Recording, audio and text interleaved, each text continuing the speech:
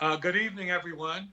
I would like to call the City Council meeting to order for Monday, May 17th, 2021.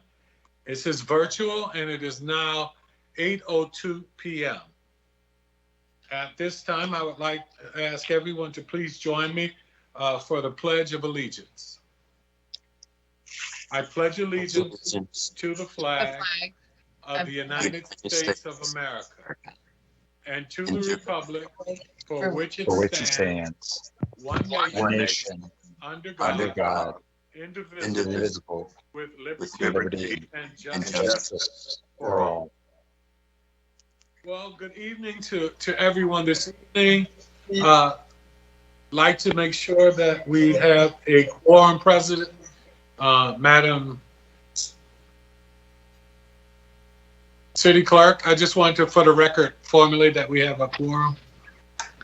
Yes, Mayor, we do have a quorum. The only council member not present at the moment is Mayor Pro Tem Boafo, and he should be joining us in the next 10 to 15 minutes.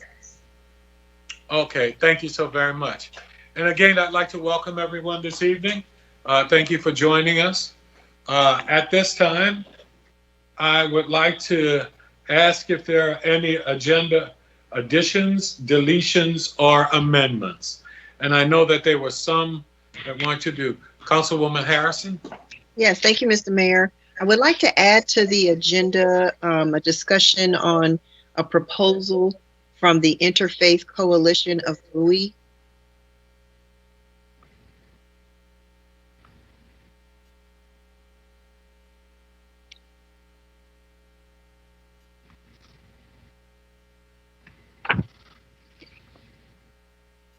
And we will add that under new business.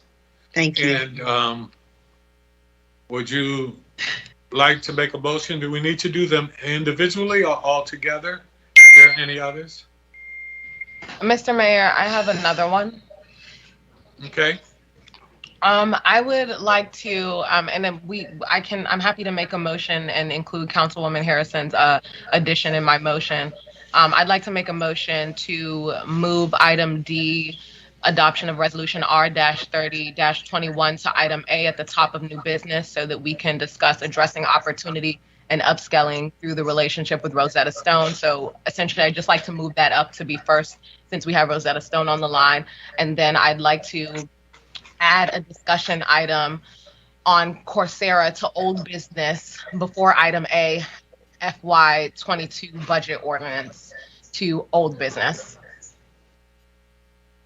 And also Councilwoman Harrison's addition as well on the Interfaith Coalition to new business. So if I could just quote that back to make sure, Madam City Clerk, if you can get that. What we're basically saying is just to move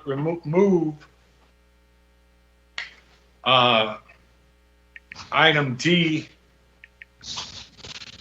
in the new business to the top. Yes.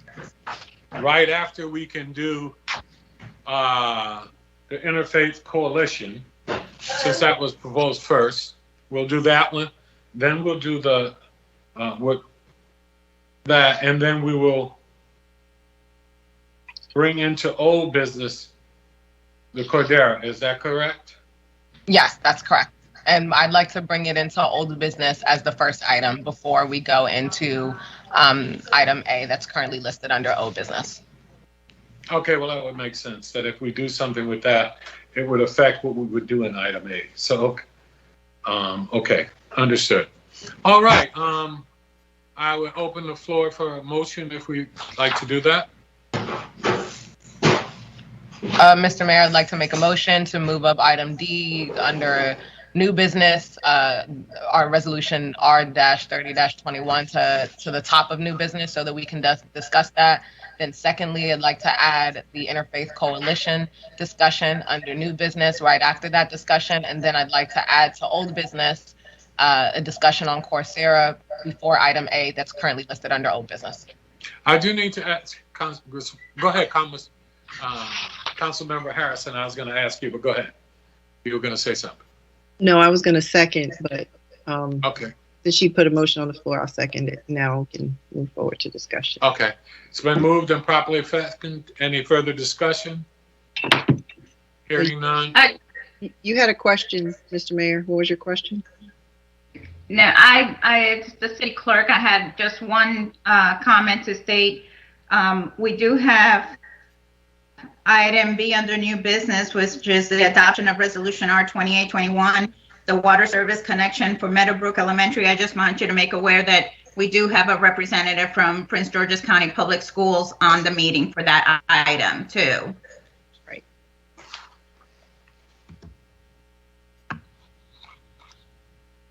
And that's item C, correct? It's item B. I'm sorry, item B, yes. Yeah, I'm sorry, my page cut off here, and I need to mark that as B because it goes straight from A. Okay. Having said that, why don't we go now to the, if there's no further discussion, I'd like to call for the vote. All in favor of the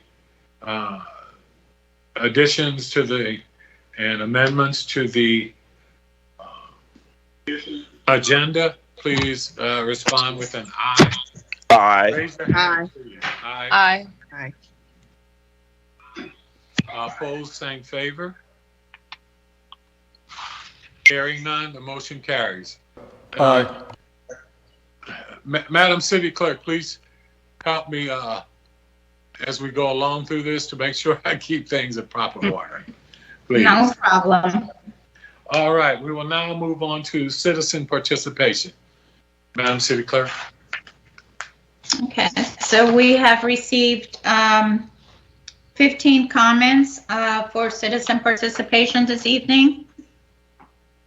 Go ahead, the first one. This one is from Joanne Marshall Hobbs. I am the secretary for the City of Bowie's IT Committee, and Councilwoman Ndebumadu is the committee's council liaison. I am writing in support of Resolution R3021, addressing opportunity and upskilling through relationship with Rosetta Stone. There are numerous benefits to learning a new language, which can be recognized through a partnership with Rosetta Stone. This partnership can provide opportunities for residents seeking to expand their skills by learning another language, as well as providing access to non-native English-speaking residents.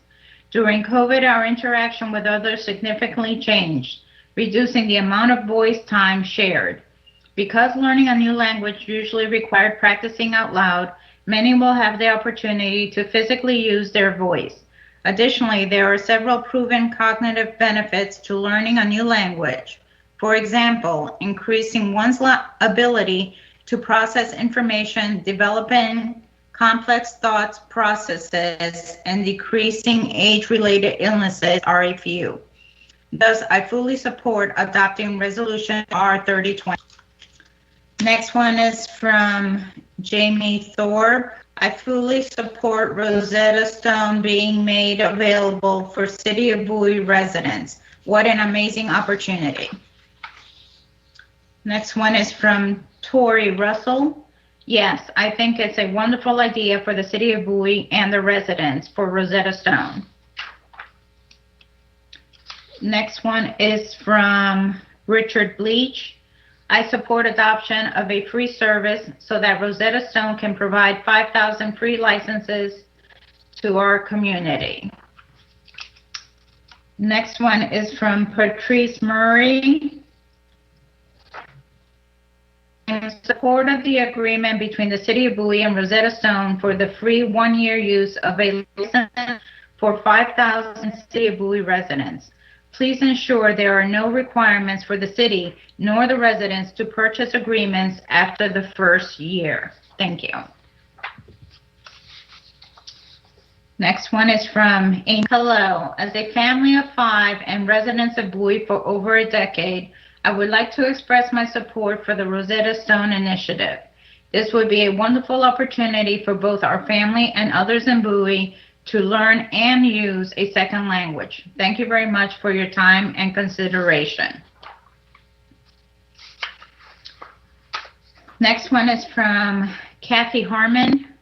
Dear City Clerk, please consider this letter as my endorsement of the proposal to partner with Rosetta Stone for free licenses. Thank you. The next one is from Bill Mauer. Good day. I would like to inform you of my support for Resolution R3021. I feel that it will provide a valuable resource for our residents. Thank you for your attention. Next one is from Roy Anderson. I like the idea of it being free and that you can learn up to 5 languages for a year. I am for the City of Bowie receiving the Rosetta Stone language program. The next one is from Eileen Ayayi. I support providing Rosetta Stone to the City of Bowie to increase language proficiency. Thank you. Next one is from Juanita Battle. Hello, my name is Juanita Battle, and I am a resident of Bowie.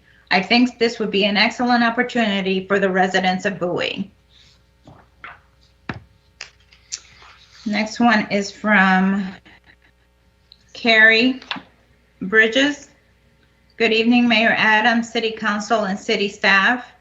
I am writing to address my thoughts on renaming Excalibur Road after former Mayor Fred Robinson.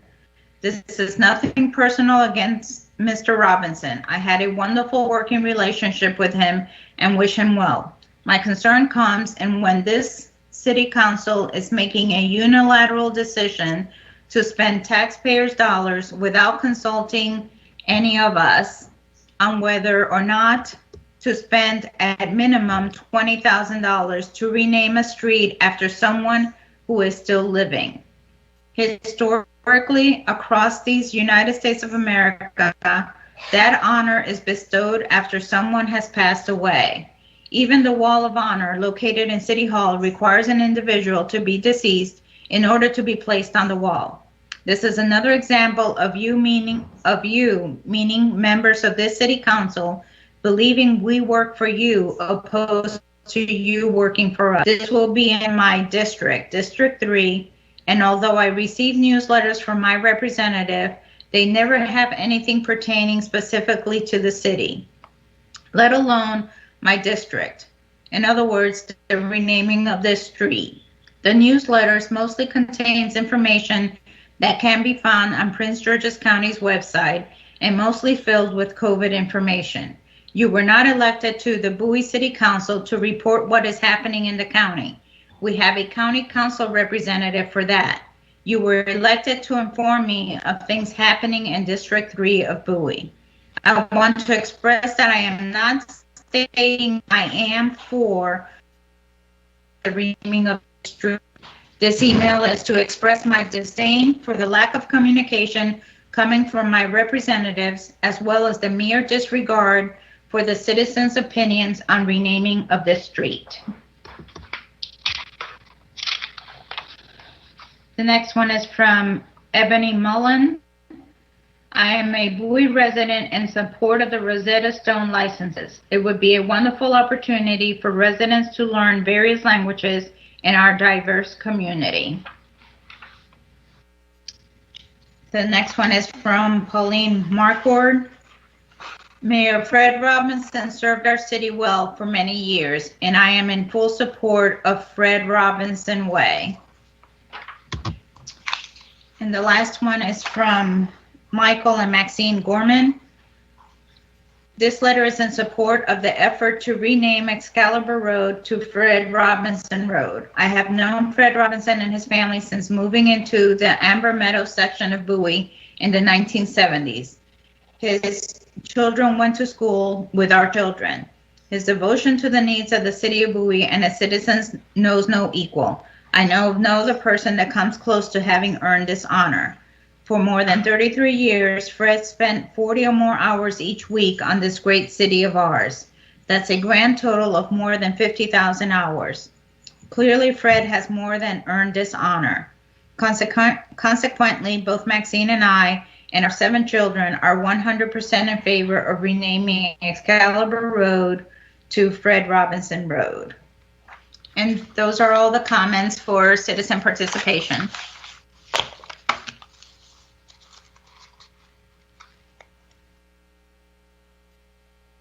You're on mute, Mayor. Thank you so very much, Madam City Clerk. We will now move on to presentations, and I believe we have one from the Diversity Committee. Jessica, you're on the line? I am. Okay. You're on. Thank Good you. evening. Good evening. Good evening, City Council. My name is Jessica Puchile, and I am a Diversity Committee member. I have the opportunity of presenting the Asian American and Pacific Islander Heritage Month, which is observed in the month of May. But why May? On May 7th, 1843, the first Japanese immigrants arrived in the United States. On May 10th, 1869, the first transcontinental railroad was completed with the help of thousands of Chinese laborers. In recognition of the support of the Asian American community, Asian American Heritage was celebrated for the first 10 days in May in 1977. In 1990, President George H.W. Bush extended the celebration to a month, and in May 1992, this heritage was recognized as Asian Pacific American Heritage Month. Now it is known as the Asian American and Pacific Islander Heritage Month. Although the length of the celebration and name has changed, the goal has not. We have the opportunity to celebrate history, culture, and contributions of Asian Americans and Pacific Islanders. This month allows us to acknowledge their influences of iconic films such as Crazy Rich Asians and Moana, poetry styles like the haiku, and even architecture such as the Baltimore World Trade Center. This year, we were witness to the first ever elected Vice President of South Asian descent, Vice President Kamala Harris. Our home state of Maryland is home to First Lady Yumi Hogan, a Korean American who is an artist and runs her own foundation. Although these are unprecedented times, we are reminded that we need to continue paving the path to social justice. In recent news, we have seen the hate crimes against Asian Americans, which has prompted Stop Asian Hate rallies. Asian Americans and Pacific Islanders continue to suffer in their homeland. We should give ourselves the task to stand up for another, support each other, and not allow for hate to grow against the Asian American community. A diverse community is a strong community, and I am humbled to be a part of a community that welcomes inclusion. I leave you with an inspirational quote from I.M. Pei, a Chinese American architecture, when asked about his work. I want to bring out the best in a community and contribute something of permanent value. Thank you for your time and attention.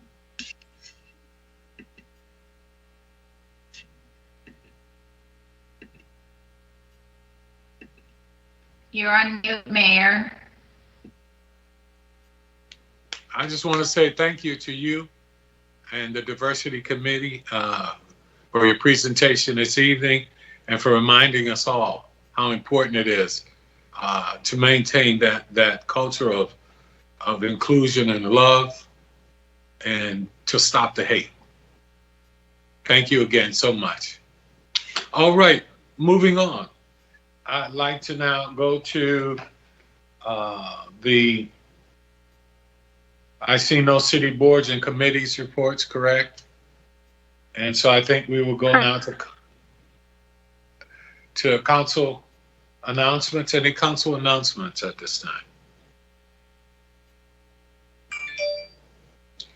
Hearing none, I would like to take, and I should have moved it at the beginning of the agenda, I would like to simply read the proclamation for Memorial Day as part of my comments for this evening, as part of the council, because I know I speak on behalf of all of us.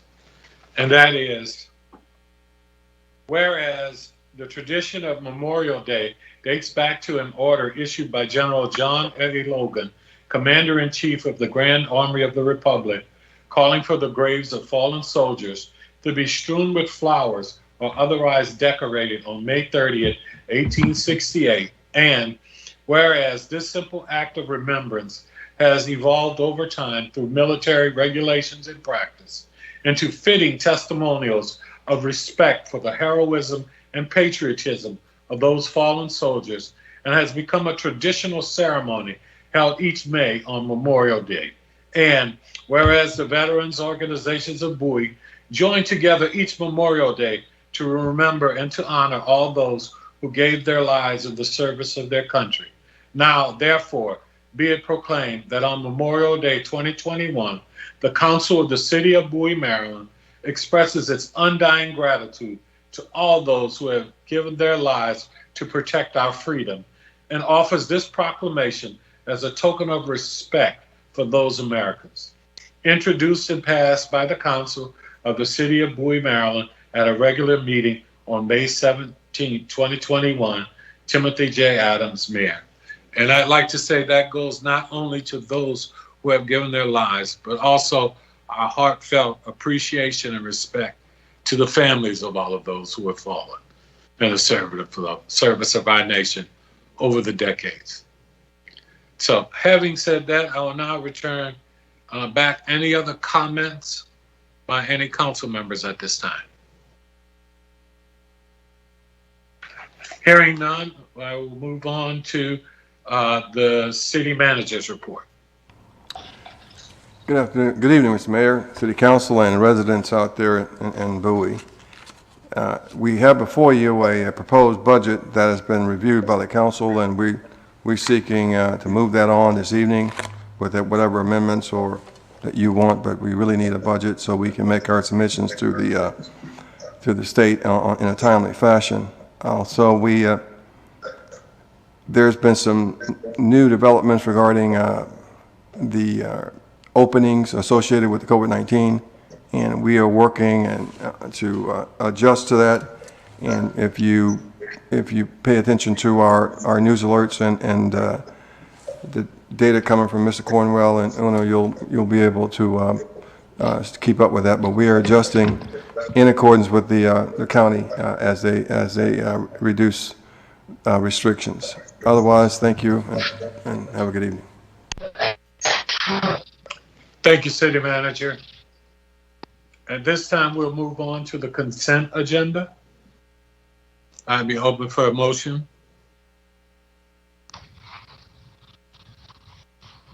Move to approve the consent agenda. Accept the consent agenda. I got a motion to approve the consent agenda. I second. It's been moved and properly second. Any discussion? Hearing none. All in favor, please answer with an aye. Aye. And Aye. please raise your hands so that the Madam City Clerk can see your vote. Aye. Aye. Aye. Same for those opposed, the same favor. Hearing none, motion carries. Thank you. We will now move on to old business. And Madam City Clerk, I believe the first item under old business would be the item on workforce development. Is that correct? Yes, Mayor. The item Councilmember Ndebumadu wanted to add in discussion of the Coursera. Okay, great. Councilmember Ndebumadu, please feel free to go, and then we will go around to each of the council members to see if they have any questions at this time. Mr. Mayor, thank you so much for turning it over. I wanted to make sure to bring this item back up because I have received a lot of emails from city residents, and I've talked to some of my fellow council members in regards to the initiative that we spoke about in terms of workforce development and upskilling within the community. I do think that this is a really great initiative, especially during the times that we're in, supporting residents through this unique circumstance of COVID, to be able to upskill and potentially looking at how we can partner with Employ Prince George's to kind of scale that initiative out. I think Walter did a great job, who is the CEO of Employ Prince George's, when he presented to the council, stating that there was some small, tiny duplication, but for the mass ideology, he did recommend the program and thought it was of an added benefit to residents. And considering the residents that I've heard from that have also reached out, I think that the same would go for some of the residents who are in need of these services. So I did want to just bring the item back up to see if my council members had any questions, or if there were any discussion items, any discussion or any questions that my council members had for me. And then I would prefer to proceed with a motion, because I don't really have much to add on the topic since we discussed it extensively. Okay, I will go to the council members to see if any questions.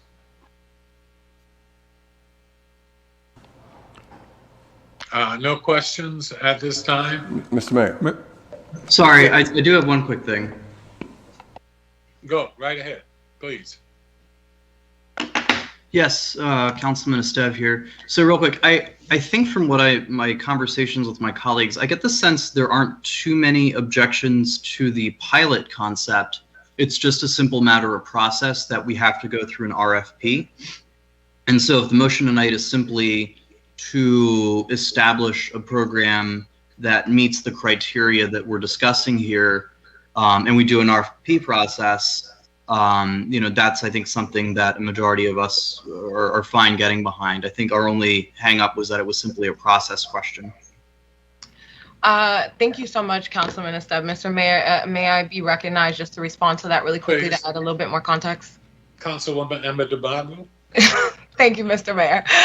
Well, I'll give you a pass on my last name there. But All right. Councilman Estev, really appreciate the questions and the thoughts. In taking a closer look at the city charter and really just doing a little bit more research around the RFP process, on page 61, section 3, line B, it does state the council by a 2/3 vote may waive bidding requirements of this subsection for a good cause shown. Happy to cite the charter a little bit more deeply if we do need clarification. But the charter does state that an RFP process can be waived if it is in good faith to the city, or to the residents, sorry, if there is good cause shown and it is in good faith to the residents, and the charter does state that. So according to my research on the charter and reading through certain sections of page 61, happy to pull up and share my screen if that would be helpful for anyone. But it does state that the council can waive a bidding requirement if it is a good cause shown. And I think the cause of it being the times of COVID-19, a displaced workforce, people really needing to upskill, I think that is grounds for a good cause shown, but would love to hear the thoughts of my colleagues on that as well. Sure, Mr. Mayor, if I could just follow up. Yes, go ahead, Councilman. So I know that our city attorney rendered an opinion on this previously, which I think was the guiding opinion we'd been working under. Has the city attorney changed her mind on this in light of the charter language that Councilmember Ndebumadu raises? Hello. Hello. So I have not opined on the subject of good cause. A waiver for good cause is within the discretion of the council. If you collectively weighed the factors against the purposes of the procurement process and ordinance, and concluded that going out to bid would not get you a better contract, better vendor, or was advisable for other reasons. Sometimes, in fact, the expedited procurement process could, in fact, constitute good cause, but whether it exists in this case would be for you collectively to determine. Thank you. Okay, Mr. Mayor, quick follow-up question for the city attorney, if I could. Sure, right ahead. Hi, Madam City Attorney. So I appreciate that feedback. are there any established parameters for what that good cause definition is? Because there are a lot of RFPs that we are doing and have done where my personal strong opinion is we could easily sidestep it under that criteria. So in order to avoid abuse, what general practices or precedent is out there for us to consider? Well, when you exercise your legislative discretion, much deference is given to that. So, for example, if you were in court trying to defend a decision to avoid the procurement process through the good cause process, you would your collective decision would be granted a great deal of deference. The courts don't like to intervene in the exercise of that function. That said, I think the implication is that you will apply your legislative judgment in good faith and in a bona fide matter, and that you understand that the good cause waiver of the bidding process isn't intended to swallow the rule, so to speak. It's not intended to be used willy-nilly, and I don't mean that as a pejorative term, but it should be exercised sparingly and with discretion, and for reasons that, in your collective opinion, justify avoiding the procurement process, with the understanding that the full procurement process should be the default process that you utilized for procurement. There's a reason it was adopted. It serves the interests of transparency. It serves the interest of fiscal responsibility. It serves all of those things. So. All right. Thank you, City Attorney. Councilmember Esteve, any other questions? Yeah, I think I'm still a little bit concerned, only because I know that procurement is one of those super sticky issues for just about all governments. And while procurement often is the source of a lot of delay and inefficiency, it's also one of those practices that's super, super, super important for the avoidance of appearance of impropriety and for just avoidance of outright corruption, candidly. I don't obviously think that's the case here. I think this is a pretty good cause. I'd be open to considering going around the procurement process in this case.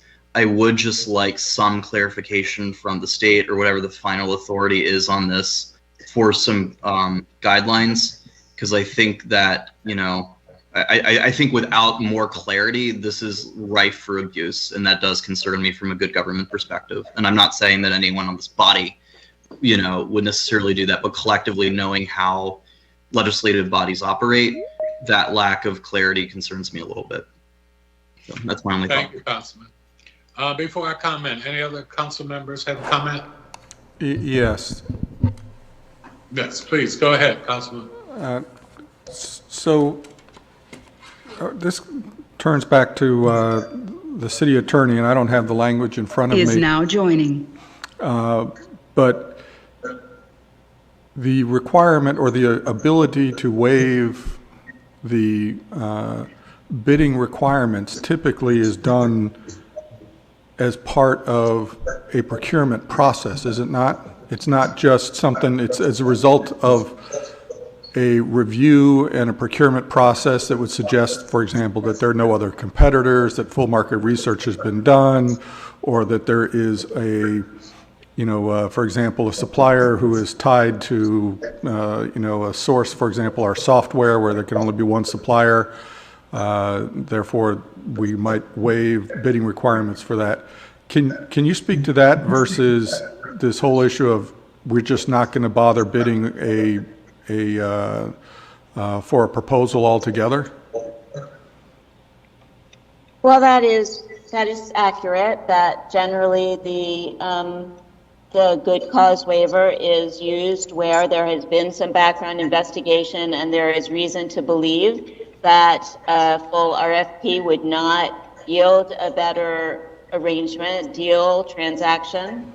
That's what good cause is intended to mean. that doesn't mean that it always has to happen that way. I mean, I can't give you the universe of situations in which you might find good cause, but it is true and accurate to state that that is generally the case. Yeah, Mr. City Manager, with that in mind, have anybody in your staff done any discussions or due diligence with alternative providers, or come to the conclusion that there's not an alternative source that we could go to? Well, Ms. Wolfley, the evidence shows that there are 4 other providers in the vicinity who could provide the same service. The evidence also shows that there is significant duplication between this organization and Employer Prince George's. There are some other things here too.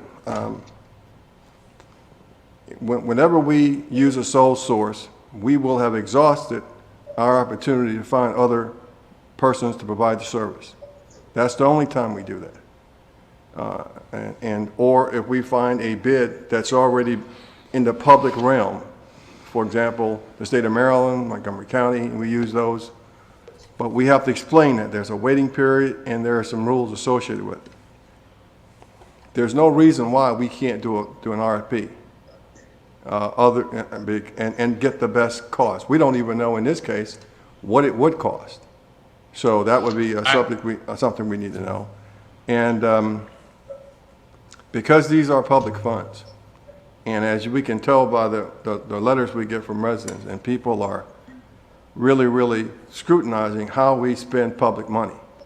The fact that we would not have had a bid and put this out for the public to have a chance to bid on it would make the entire process suspect and tainted, in my opinion, unnecessarily. So do we have a contract? So what we're voting on, we don't even have a contract that we're voting to approve? No, we don't, and we, the staff, we know nothing about this company, other than that proposal that was presented, which was obviously written by them. There's been no investigation, no scrutiny associated with them from our perspective. All we know is what we're being told, and of course, there's no contract been negotiated and anything like that. So this is completely improper and out of the way we would normally do it. So we don't even know if their terms and conditions are consistent with those of what the city would be like. Excuse me. This is the mayor. I think we need to be careful on the wordings we use and how we're doing this. Remember, the process that we use is one in which the council has the authority to do. That does not mean if the council chooses to use its authority that there is anything improper about that. And I just want to make sure that that's clear. Now, I interrupt only to say that we have within our authority as a council to make this determination if we choose to. And if we choose to do that, there is nothing improper about that. So just to make sure that we're sure on that. And I think I need to jump ahead and just ask a couple of questions of Councilwoman Ndebumadu. Mr. Mayor, may I finish up with my questions with city staff? Go right ahead. I just don't want us to impugn anyone's integrity in the process. Oh, I don't believe we've done that. The question I have is, do we know if the terms and our standard terms and conditions are acceptable with this contract? We don't know anything about the contract. We haven't seen one, sir. I can't answer, of course. Thank you. Now, Councilwoman Ndebumadu, I think for clarity's sake, for those who may have misinterpreted anything said, do you have any personal relationship with Corsair? No, I do not. Are you receiving any kind of commission or any kind of reward or anything for this coming forward? No, I am not. Okay, and the last but not least from my questions going to this is, the reason you're bringing this forward now is just to make sure that we enhance the workforce development of our citizens as we're moving forward, coming out of the pandemic, to be able to give them some advantages or opportunities for those who have been displaced or may need opportunities in whatever field, because we do know for Coursera, from what we heard last time, even with Workforce Prince George's, that there are opportunities out there and they provide things that they don't. Is that correct? Yes, Mr. Mayor, that is correct. One thing I will add is somebody who transitioned from nursing into tech, programs like this were very helpful and beneficial for me to be able to transition and be able to work for the company that I do today and be successful in my field. And so I have firsthand knowledge of how beneficial upskilling when it comes to career transitions, or when you're trying to make a move into a new industry or possibly get a job in a time of distress, can be significantly impactful for the community. And I think also after having calls with Employ Prince George's and also speaking to some of the local high school students and Bowie State University students, and also just residents who have been displaced by the workforce, I think that initiatives like this can be very extremely helpful. As we heard last council hearing, Jesse Buggs did say that Coursera was the best in the business in terms of that type of providing, in terms of upskilling and community workforce. So that he did state that they were the best, and so did Walter. And so that's simply it. That's simply all, Mr. Mayor. But I appreciate you for asking. No, and again, too, I will. Well, let me go to Councilwoman Harrison. Please go right ahead. Okay, thank you. And I'm very supportive of workforce efforts, and I do think it's a great program. My only question is, why wouldn't we take it through the city process and vet it that way, so then we can all be more comfortable with it, since we are spending taxpayer dollars on it? So I'm just wondering why we are even looking at circumventing that process for this particular proposal.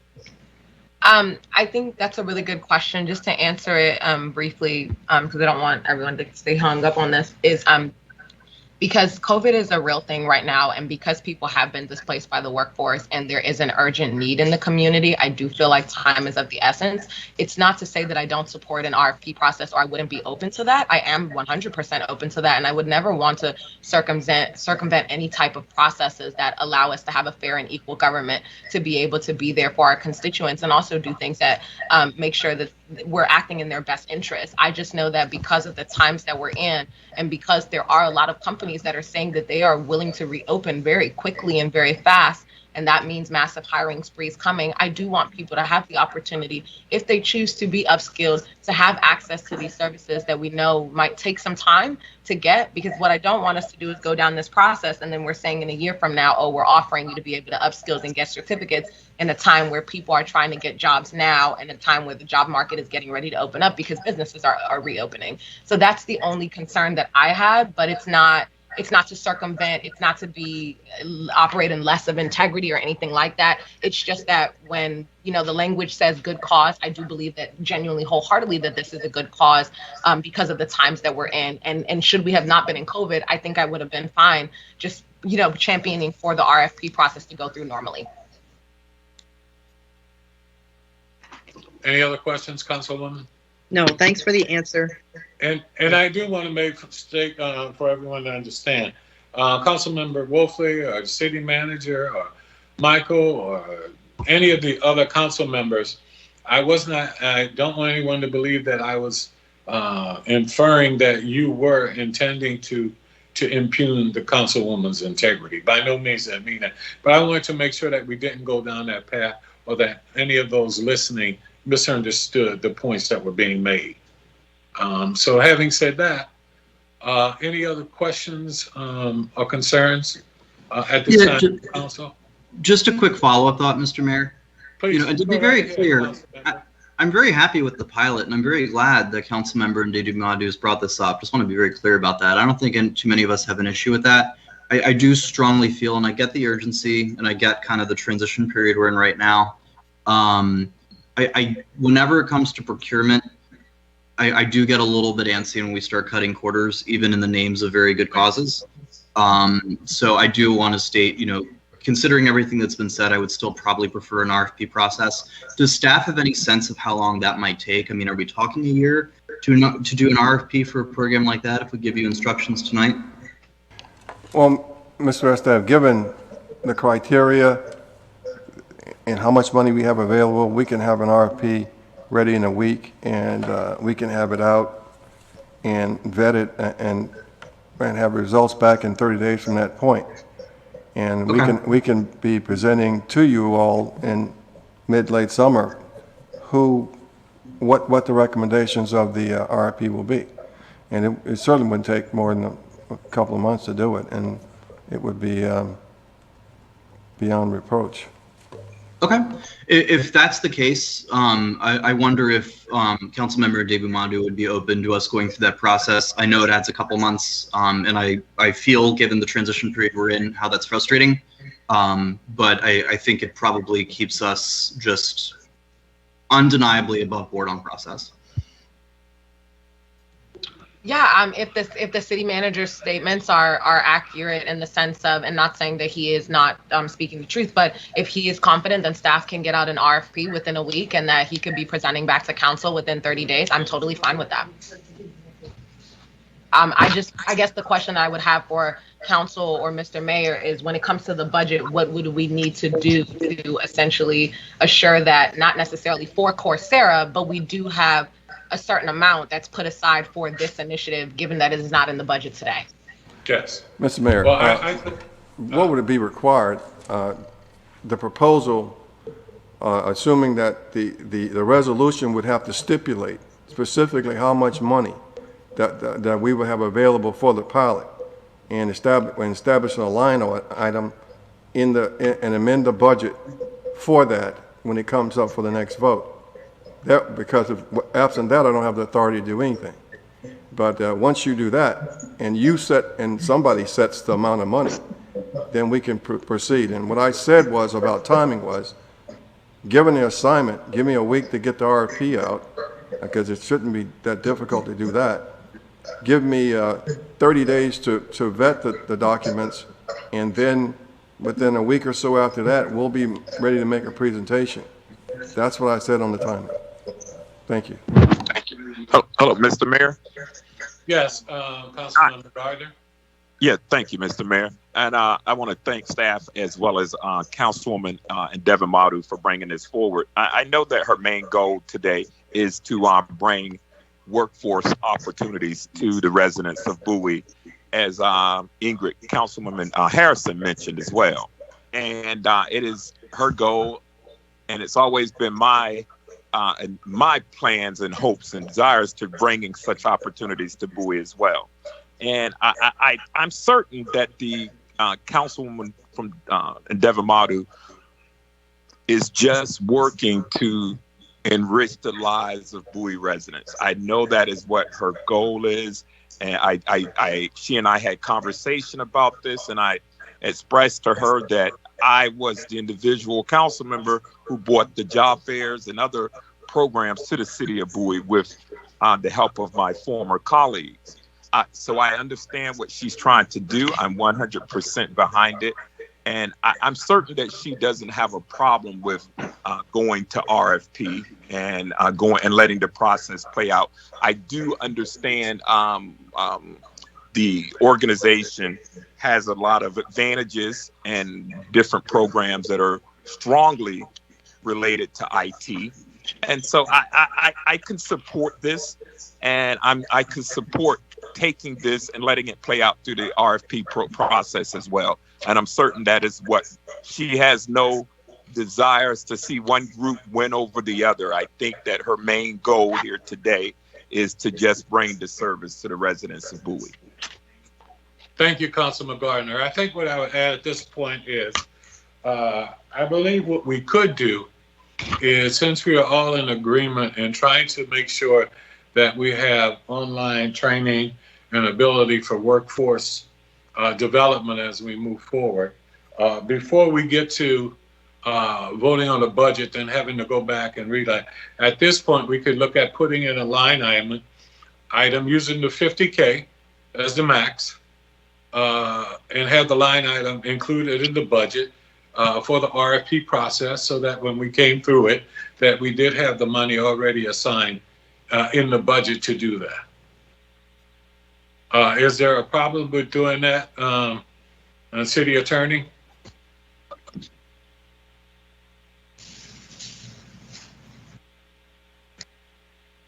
I'm sorry, is there a problem with amending the budget to set aside $50,000 for this program?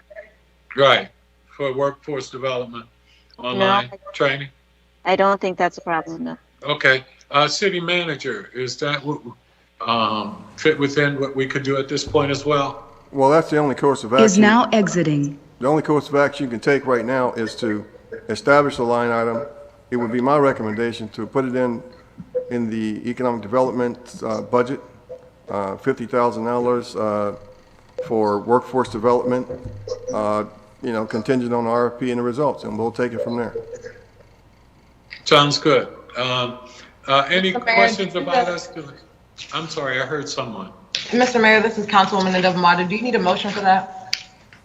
Well, and I'm going through, yes, we will. I just wanted to make sure I heard from all council members and making sure that we were good. So I will entertain a motion to do that at this time. Mr. Mayor, I'd like to make a motion to essentially set aside and this is not the final number of whatever we would be doing with this initiative, but to set aside $50,000 and add it under the economic development budget, under, I guess it might go under commodities, materials, Professional services will do. Oh, sorry. It would go under professional services. So essentially that would, let me just calculate this really quickly so I can be very specific. Okay, so I'd like to make a motion to add $50,000 to professional services on page 76 under economic development budget. So that would change the proposed budget of professional services from 262 to 312, so that staff can work on an RFP to essentially get responses and proposals on the city of Bowie providing professional services and workforce development for our residents. Mr. Mayor, I'd like to second that motion. Okay, it's been moved and properly second. Any further discussion? Hearing none, I'll call for the vote. Mr. Mayor, if I may, this is Byron Matthews, the Finance Director for the City of Bowie. Yes, Byron. If there's a change in the budget, we must know what the source of revenue is to cover the $50,000. It has to be from the fund balance, Mr. Mayor and Byron. Thank you. Okay. Hey, thank you, City Manager. So is Thank you, this, Byron. pardon me, Mr. Mayor, is this a new appropriation altogether? It's not money that's in a line item that's appropriate to use for this purpose? That's correct. Because if it actually requires a budget amendment, that has to be accomplished through an ordinance. Yes, City Attorney, I think we will include it in the current budget ordinance for FY22. Okay. Yes. We're talking about FY22 now. Oh, okay. All right. All right. Any other discussion? Hearing none, we'll call for the vote. All in favor, please respond with an aye, and please raise your hand so that your vote can be counted by the city clerk. All in favor, aye? Aye. Aye. All opposed, same favor? Nay.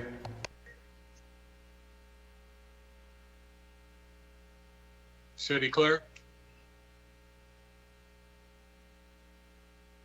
The results of that? I have, I believe it's 5-1 right now. Mayor Pro Tem Balfour, are you on the line still? Yep, I am here, and I voted with aye. Okay, thank you. I didn't catch yours. So, Mayor, I have 6-1 for that. All right. Thank you so very much, everyone. I appreciate the input and the transparency for the citizens. All right. What is the next item, Madam City Clerk? The next item is the adoption of the FY22 budget ordinance 0121 and the capital improvements resolution R1821. Okay. At this time, I will turn it over, I guess, to city staff at this point. Byron, go ahead.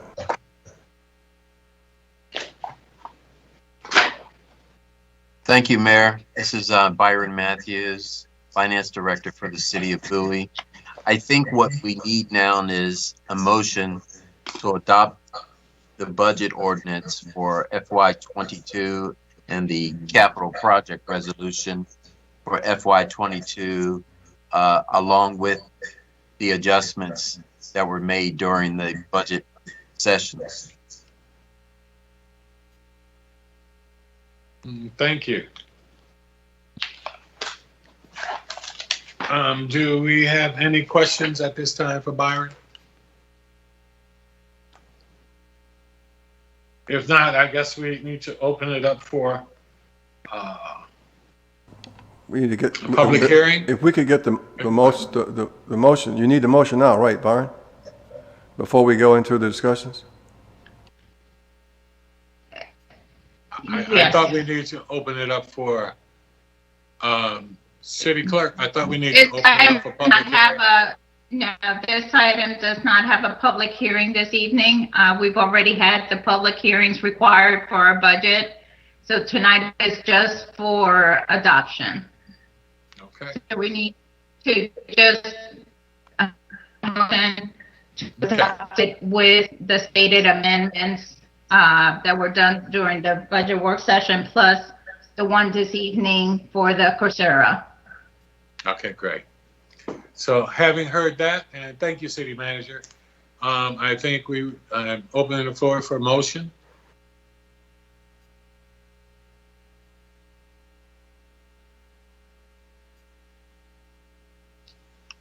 Okay. Mr. Mayor, Go ahead, I'm sorry. I move that we adopt the budget ordinance and with the stated amendments that include the Coursera proposal, the RFP process for the Coursera project. Well, for the workforce project. Workforce project, I'm sorry, yes. Okay. Thank you. Looking for a second. I'll second that motion, I Mr. Mayor. second that. Okay, thank you. It's been moved and properly second. All in favor? Please again with raise of your hand. All in favor say aye. Aye. Aye. Those opposed, same favor.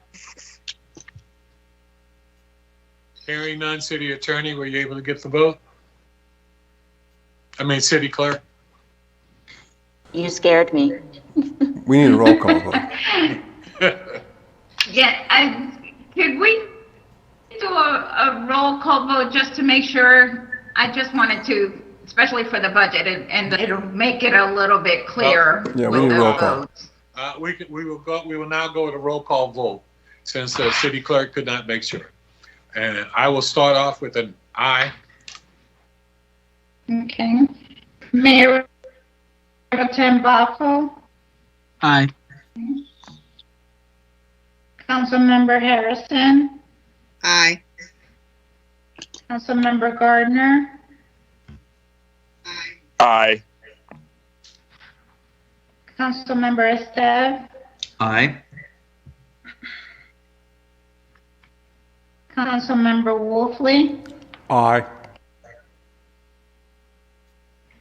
Councilmember Ndebumadu. Aye. The ayes have it. I have a 7-0, Mayor. Thank you. Thank you, City Clerk. All right, we will now move on. Is there any other action we need to take with that? We need the motion for the CIP resolution, R1821. Okay. I will entertain a motion at this time. I will so move it. Sorry, I realized I was on mute. Mr. Mayor, I would like to make a motion to approve Resolution R-18-21. I'll second that motion, Mr. Mayor. Okay, it's been moved and properly second. Any discussion? Hearing none.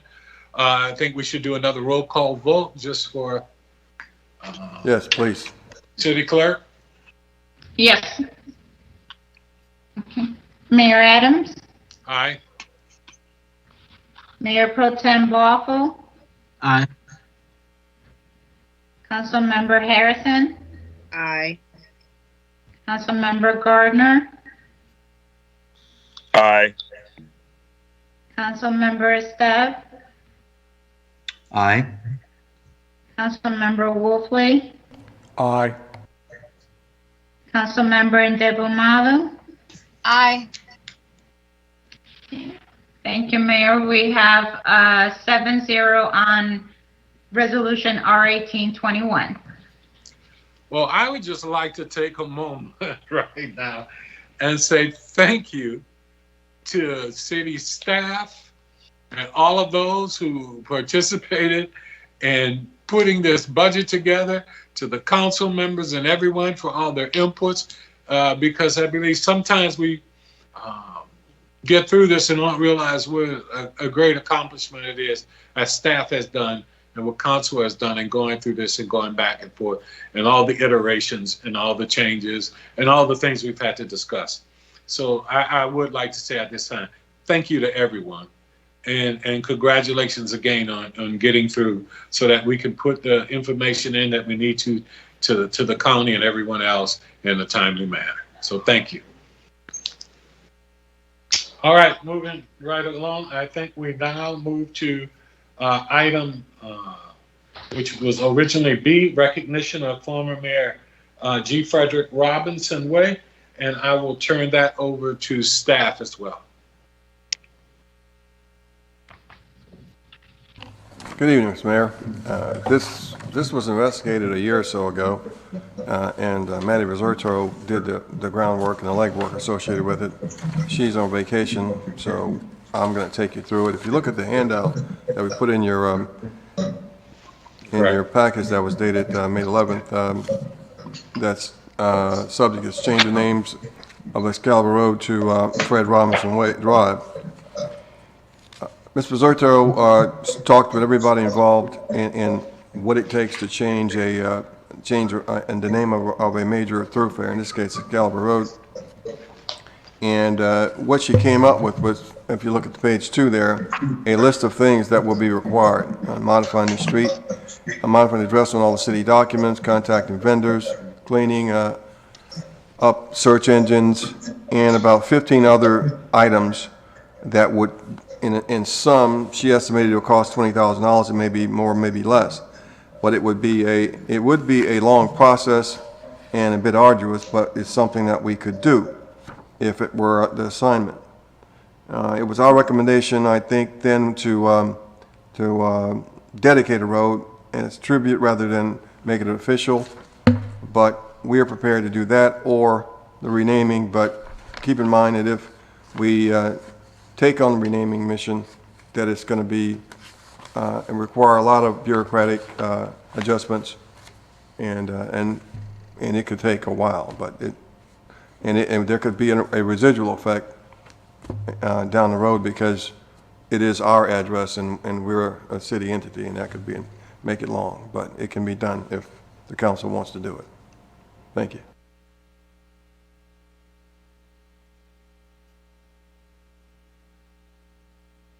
You're on mute, Mr. Mayor. That's the three-way tonight.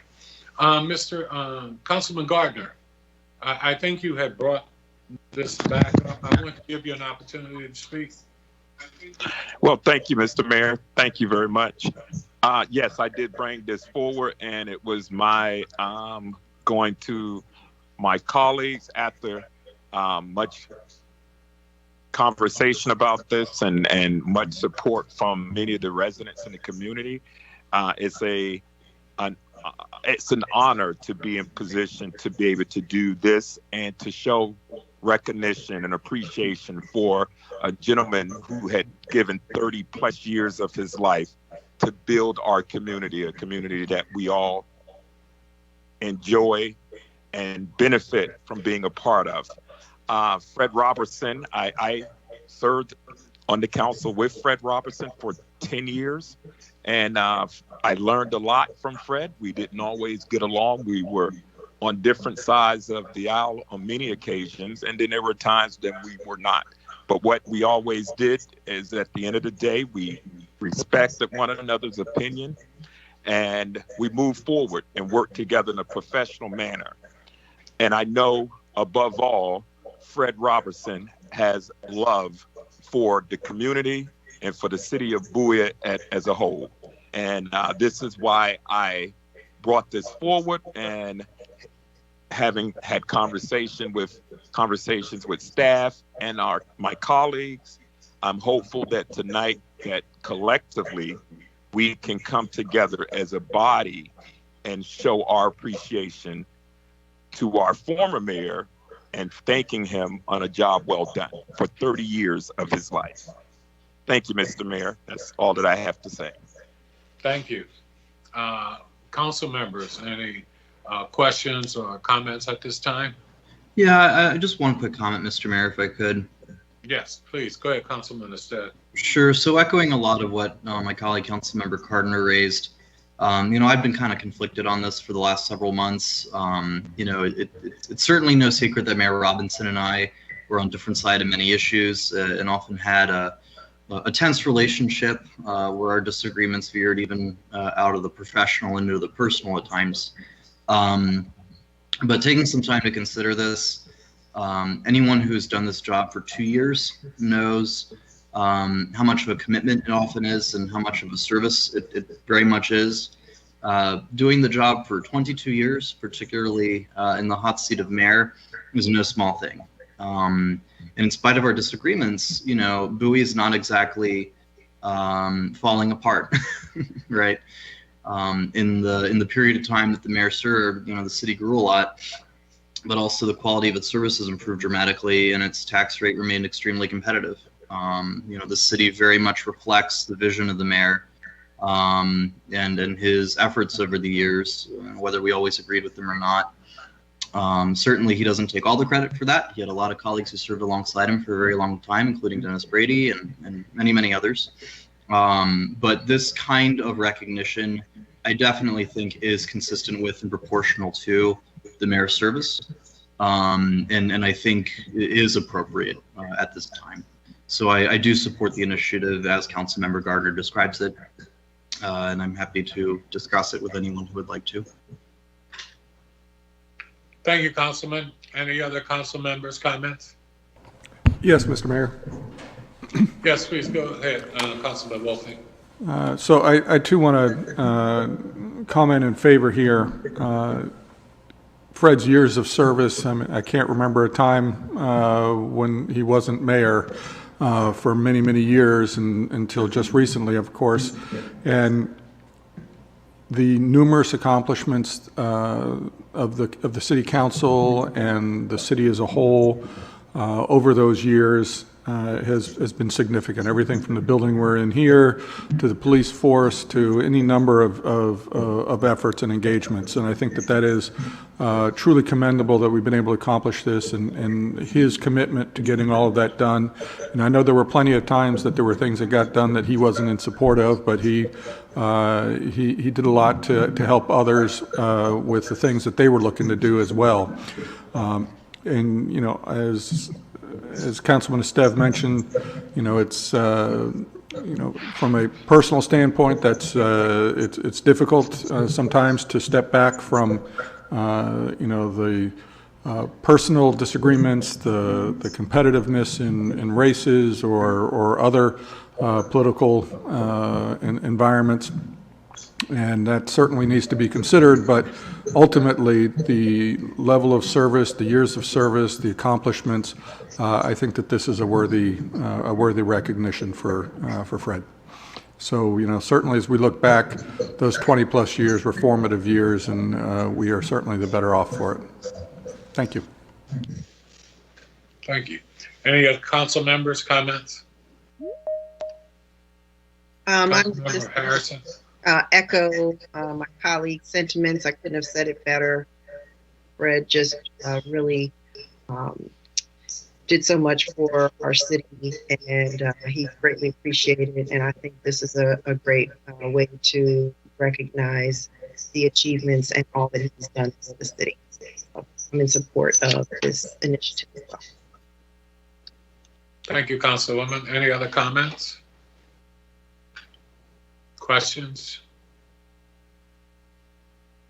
You know, I would like to say from my standpoint, as we go forward with this and look at this, that, you know, as much as we talk, and I've talked with several of my council members about this, about being conflicted, the issue not being as much about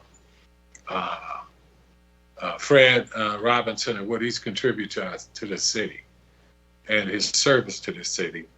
At times my questions have been with what will it take for staff to get this done? What will be the impacts, you know? Because someone was telling me something that I hadn't really given consideration to, and I'd be candid when we were talking about this, is going back and changing all the mailing addresses and making sure we change everything on every contract that we have as well, as to where the point of contracts and other things too. And what would it be as a challenge for the staff?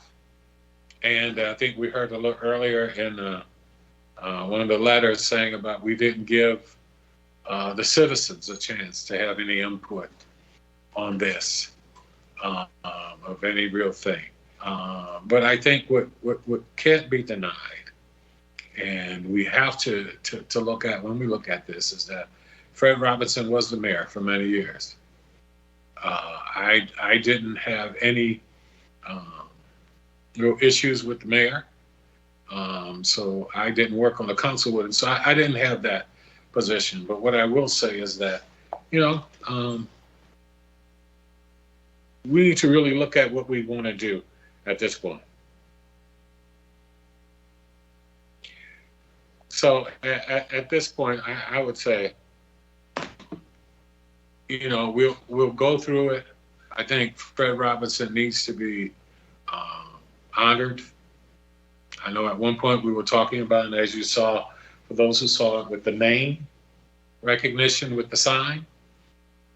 But I believe what council believes is best at this time, and hearing council, is that those who serve with him really believe that this should be something we move forward with. And so we need to make sure that we do this and take into consideration all the parameters as we vote about this. But no matter what anyone's vote is, I have not heard anyone say anything negative about trying to honor Fred Robinson. And so I want to make that perfectly clear to everyone, that has not been any kind of discussion within any of the council that I've heard. So having said that, I just want to make sure we put that out there and understand what some of the concerns are. It's not about anything denying Fred Robinson the appreciation. It just has what the impact is to the city, to the staff, and to the citizens' dollars. And so having said that, I apologize if that seemed a little long-winded, but I wanted to also give my thank you to Fred Robinson for the years of what service and what he did here. And so having said that, any other comments from anyone else? Yeah, Mr. Mayor, real quick, if I could circle back around real fast. Question for staff. Staff, looking at the proposal and looking at Excalibur Road. So Excalibur Road sits on both sides of, Excalibur Road has both the portion that goes in front of City Hall up towards the town center, but it also has on the other side a residential component as well. I'm wondering if there's any way for us to just change the name of the portion of the road that is that runs from Mitchellville Road to Evergreen Parkway, but not change the road as it runs from Mitchellville to 301. Does that would affect more residential neighborhoods? Yes. Councilmember, this is Councilmember Gardner. It is my understanding that that is exactly what staff is doing. They were not going to affect any current residential properties whatsoever. Right. The only address change would be the address of City Hall itself. Yes, this proposal would be from Mitchellville Road to the intersection where the police department comes out at City Hall, just that portion, where there are no residential addresses along that section. Okay, so no residential impact. Residents don't have to worry about calling their banks and changing all their information or anything like that. Okay, cool. That was my only question of a technical nature. I appreciate it. Thank you, team. Thank you, staff. Any other questions or comments from council? City Manager, Ed, question for you. Over how long a period would you imagine it would take us to get this done completely? Well, it could take a year to get everything worked through, and we'll have residual effects on it, down the line, because we're a city entity and all the bureaucratic requirements associated with this. But we'll be, if this is passed, we'll try to work up a timeline, more accurate timeline, and present it to you all.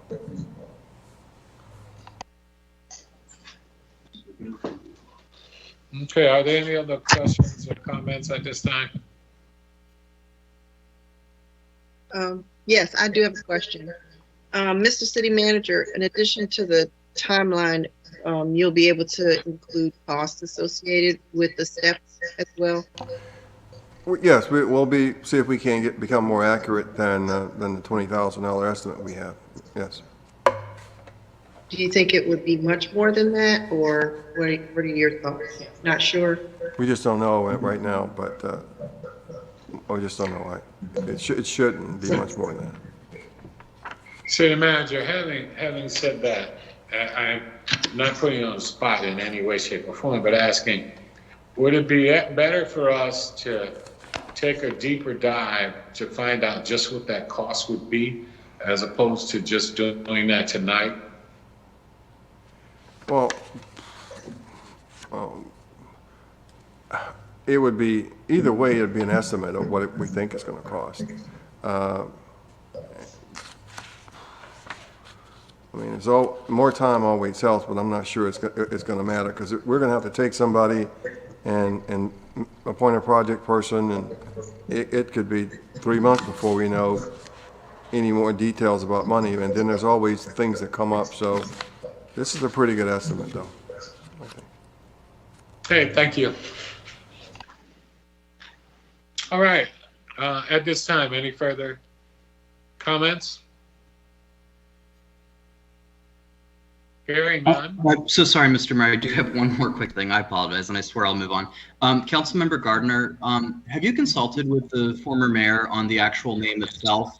Because I know that he went by G. Frederick Robinson. I know that's a mouthful on a street name, but did he express a preference, given that this is his name, for how it'd be? Because I know there were a couple different versions of it. Thank you for that question, Councilmember Staff. Yeah, he has multiple versions of his name, but no, we have not had any discussion about this. I think it's something that I like the city to and this existing body to share with him once it's done, and then we can perhaps have staff ask him how he would prefer at that point in time his name appear on the street sign. But I understand from Maddie Brazito is that no initials could be used, like as for example, the initial G or the title mayor could not be used as well. So they would have to say, for instance, George Frederick Robinson Way. Okay, that makes sense. All right, thank you, Councilmember Gardner. No, thank you. Okay, any other comments or questions? Okay. Hearing none. Open the floor.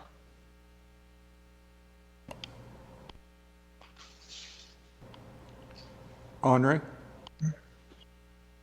Yes.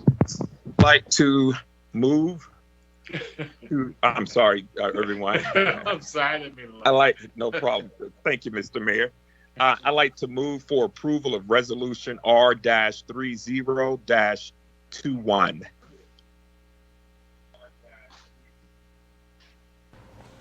Second.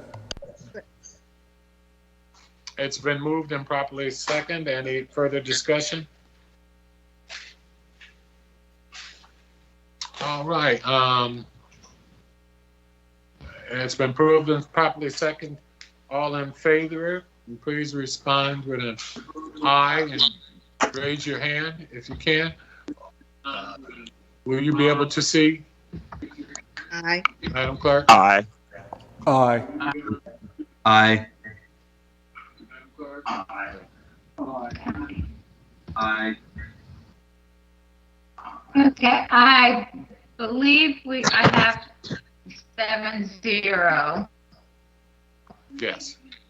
That's what I saw. So, all right. Thank you so very much. Thank you, everyone. Thank you. Thank you. I really appreciate it. I'm sure our former mayor will be appreciative as well. Oh, absolutely. And I think what it also shows is that the appreciation of the city. So moving right on, we will now go to new business.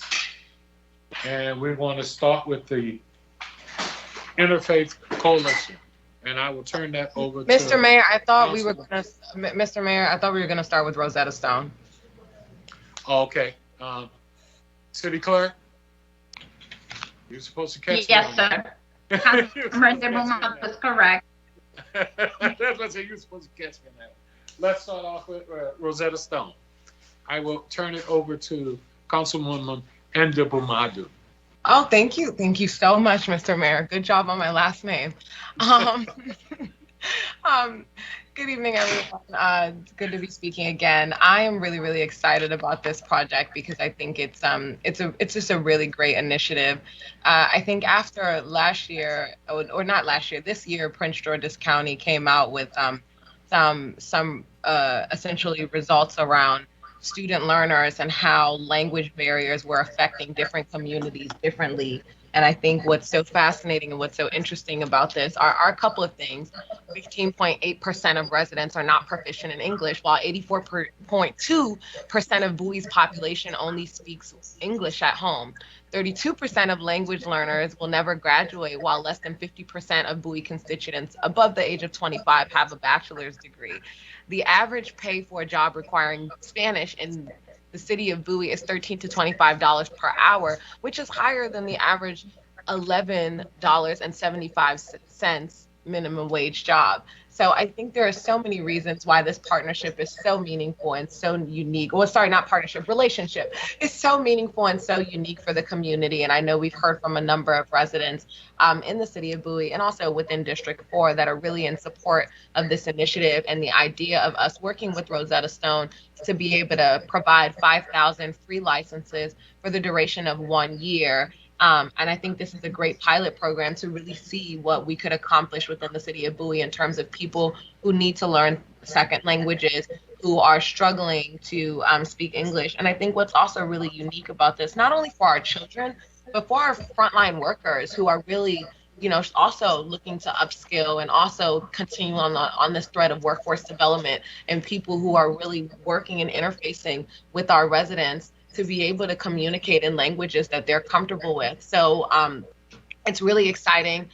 Rosetta Stone is on the line. I have Cody, who is with Rosetta Stone, as well as Eric, to answer any of the questions from staff. But just to be clear, it's not from staff, but from council. But just to be clear, this is that we would essentially be entering a relationship with Rosetta Stone, so we could provide 5,000 free licenses to the City of Bowie residents for the duration of 1 year for our residents for free at no charge to the resident, at no charge to the City of Bowie.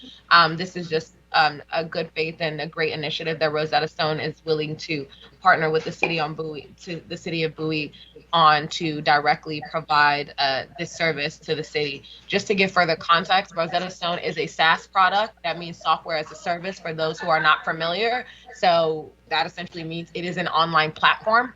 So it doesn't necessarily require a manager or essentially another project because it is an online learning course. So I just wanted to be sure to put that out there. And then I did want to, Mr. Mayor, at a time that you deem appropriate, give the floor to Cody, who is the point of contact and one of the vice presidents at Rosetta Stone that I've been working with, so he can, just share a little bit more context as well, or anything that Rosetta Stone has to share about their excitement around the project.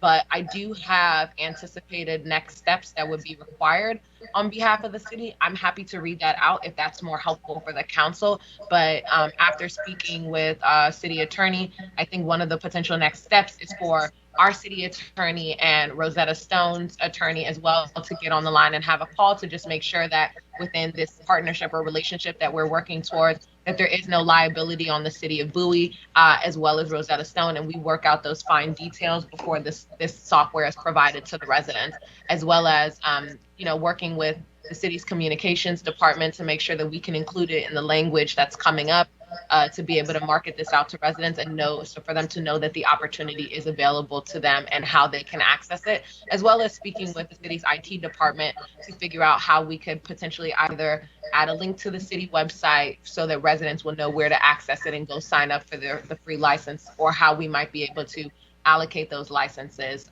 accordingly. But I think those are conversations that we can certainly embark on later. But at your choice, Mr. Mayor, I'm happy to turn it over to Cody from Rosetta Stone so he can share some thoughts as well, if that's appropriate at this time.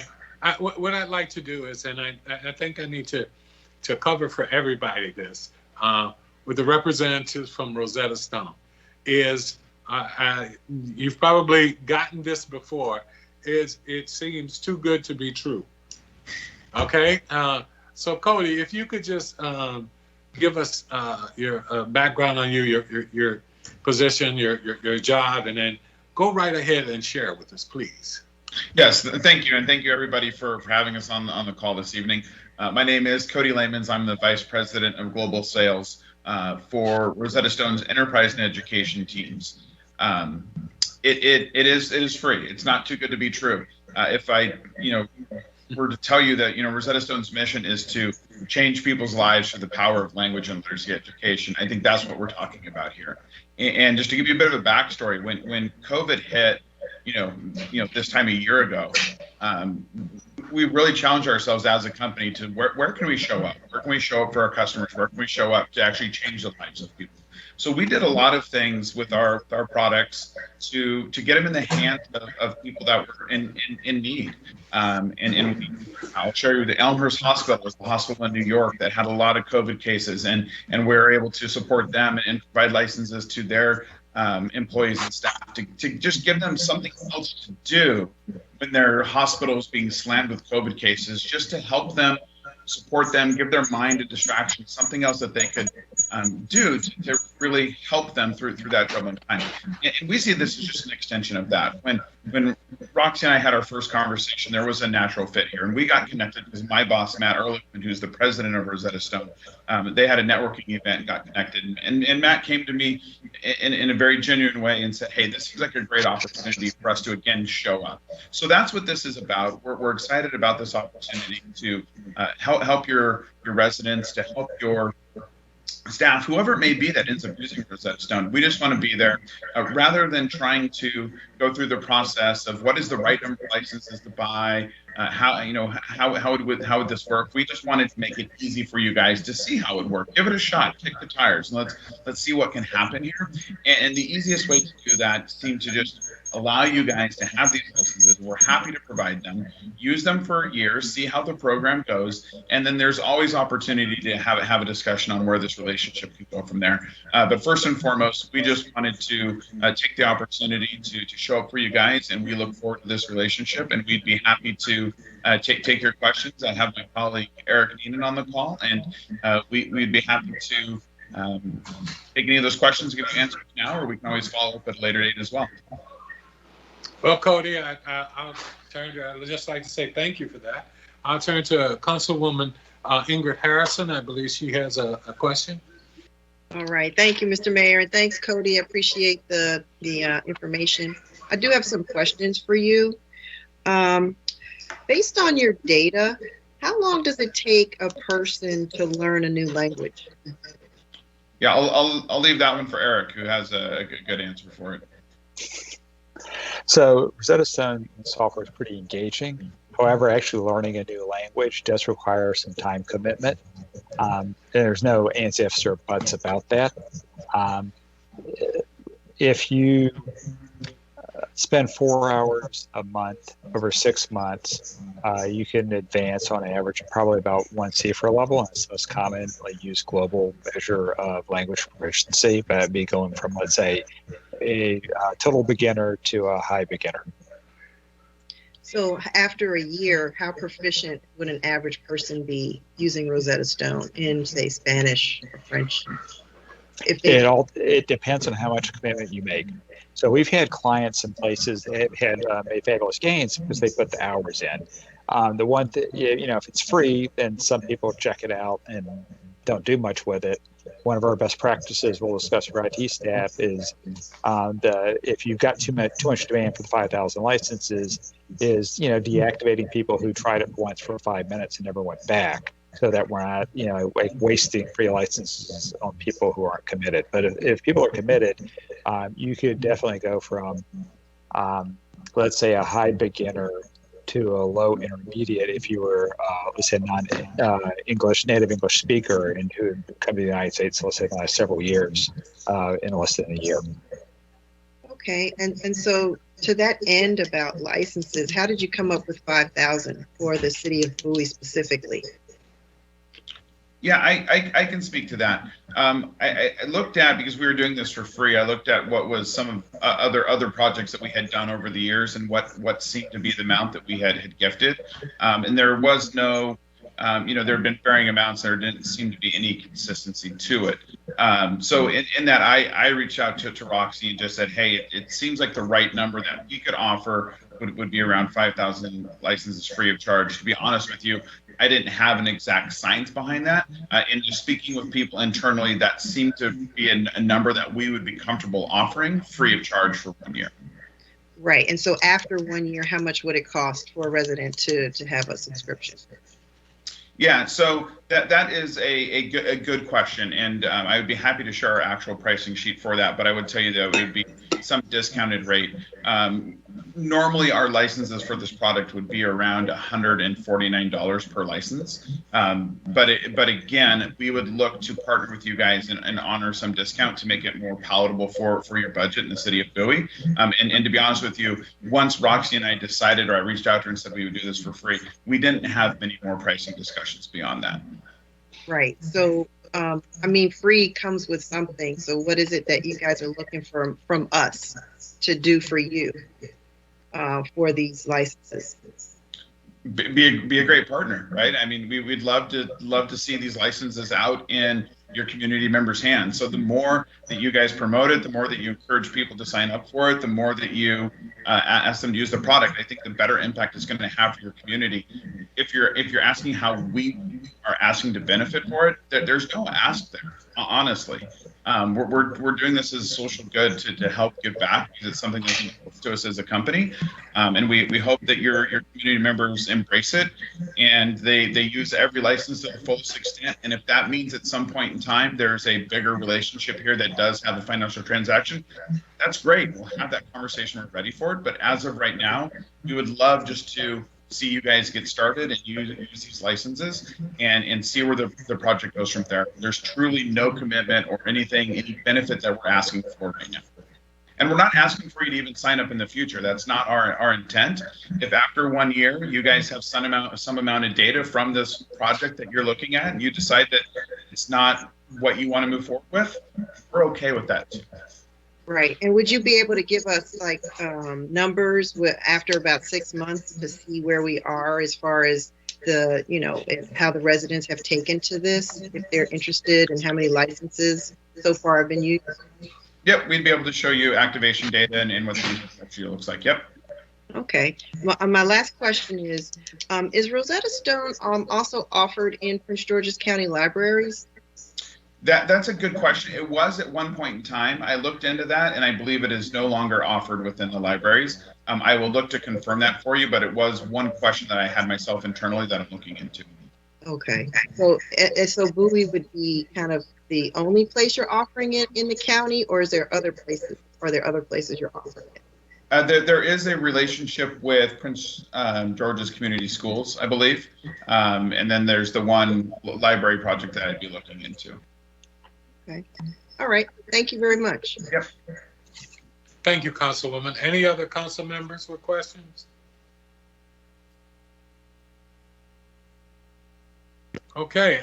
Hey, thank you so very much for being here. Mr. Mayor. Councilwoman, yes. I have Go a ahead. I have a couple City of questions Manager, for Cody, if I may.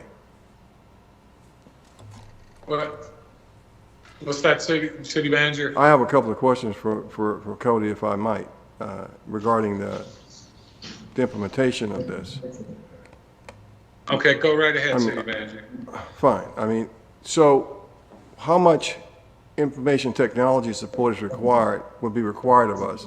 Understand, of course, in our form of government, the IT department works for whoever the manager is.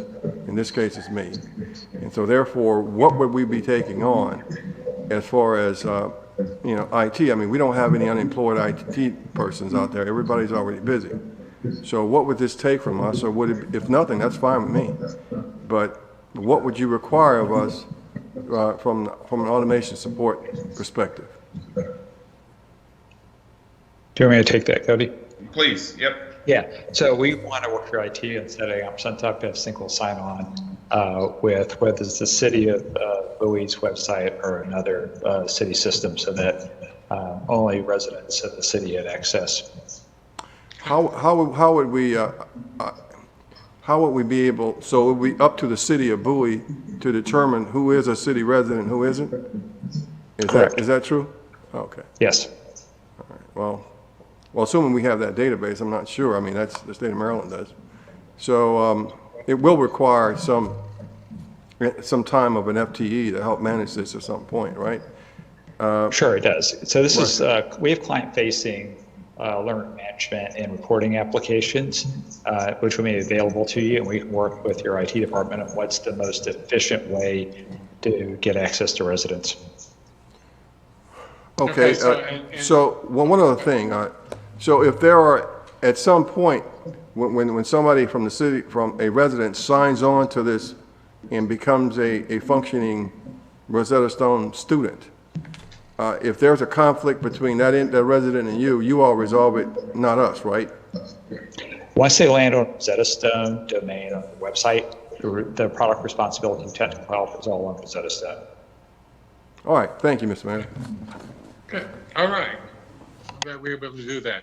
Any other questions from anyone at this time? Well, I'd like to say that I was happy to hear that you were willing to do this and to offer this during this time, and that there weren't any catches that none of us had seen. So I appreciate you taking the time to be here with us And I know you sat through a lot of seeing democracy and process in going through our meeting as well. So at this time, I really want to say thank you for taking the time to be here, and thank you for being willing to help the citizens of Bowie. So having said that, any other questions or comments from any other members? Mr. Mayor, one thing that I would like to add, if I may, if I'm recognized. Please, go ahead. You are. Yeah, thank you so much, Mr. Mayor. One thing I would like to add is that, one, thank you so much to my colleagues who asked questions, very insightful and interesting questions that were asked. But two, I think that I just want to underline and and emphasize how impactful and important and how massive such a project and such an initiative like this is, that we do have corporate partners that are available, that are willing to do actions like this of social good that are meaningful for communities like ours to really be able to learn second languages. We heard from a number of residents tonight on how massively impactful a program like this can be. And even if it is provided through Prince George's County schools, we still have an entire adult population, which does make up more than 40-something% of our population, because currently under the age of 25, there are only 13,000 kids in our city under the age of 25, and that's directly from census data. So I will say how impactful and how important this type of initiative is, and for us to find partners in the corporate industry who are willing to do these types of things in the name of social good and without any expectations in returns, it's just a massive accomplishment for our city, and it's just great for our residents. And I do want to send my sincere appreciation and thanks to you, Cody, and Eric, and Matt, your president, who so graciously entertained my ask when I said, hey, what can you do for our community? How can you show up? So I really appreciate that. And for all of the residents that are out there that are struggling to learn English, I want you to know that we heard you, and we're here, and we're showing up, and we're looking forward to the opportunities that this will provide for our residents, those who are trying to learn languages, and those who are trying to upskill, especially in a time like COVID, for everyone that has been displaced, that feels like this will give them a further advantage to move forward in the workforce.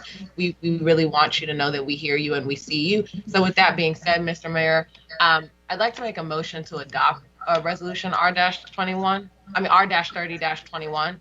which is establishing the relationship with Rosetta Stone for us to get the free licenses. And of course, that being said, for our city's attorney to be able to speak with them directly to work out the details, as well as an introduction from them to city staff to be able to work with our IT department to see how we can implement this program on our city website so that residents can access this. And I'm happy to work with city staff directly on this. If our concern is that we don't have enough man hours, I'm happy to extend my time, or anybody that's on my personal direct team, to help as well. Councilwoman, would you like to now, as you're recognized, make a motion? Oh, sorry. I was moving ahead of myself. Sorry, Mr. Mayor. Okay, I will open the floor to a motion. I'd like to make a motion to adopt resolution R-30-21. I second it. It's been moved and properly second. Any discussion? Councilwoman Harrison, please. Yes, no, I just have one question. And Councilmember Ndebumadu, you mentioned that you would be willing to provide a person or time, because it sounds like from the city manager, he would need a person to do some work on this effort, full-time or a part-time person on this. So I just want to make sure, because it sounds like some money would be involved to pay somebody to manage this effort. So to answer your question, I am not willing to hire someone out of my personal budget, because again, I'm still trying to build a life for my own, and I do work full-time as well as being a part-time employee of the city council. So I personally will not be hiring someone for this. However, I am happy to lend my own personal hours as a city council member operating in the duty of my best interest for residents and their best interest to help with this project. However, because it is a SaaS product, which is a software as a service product that's an online implementation, I think it's best for them to speak directly with Todd first, because when I did meet with the IT committee had different thoughts in terms of whether this would really require an FTE and what work it would take of the IT staff, because all of us are from the tech industry, so we know really properly well about implementations and what it looks like to integrate things. And the IT committee, when we met this week, said that it actually wouldn't take that much time. So I think it's best for staff to enter a conversation to really see what that takes before we get ahead of ourselves and make assumptions that we don't know the answer to today. Okay, City Manager, could you please respond to that? Well, ma'am, thank you very much. The subject matter experts for automation in the city are in our IT department, and the subject matter expert is Mr. Peterson. The only thing that can be an impediment to our implementation of this, that when we get into the negotiations with this organization and start working and start looking to determine what it takes to get it up and running, if there are going to be costs associated with it, or if I'm going to have to work people overtime, that could be an impediment, and that might require a budget amendment depending on what the circumstances are. So if you pass a resolution, that's fine, but after that, then we have to find out what it really takes to implement this and get it going. And based on, and right now, it looks like it's going to be some additional work. And as I told you earlier, all of our IT people are gainfully employed. As a matter of fact, we've added people because they're overwhelmed. That's it. Thank you. Thank you, City Manager.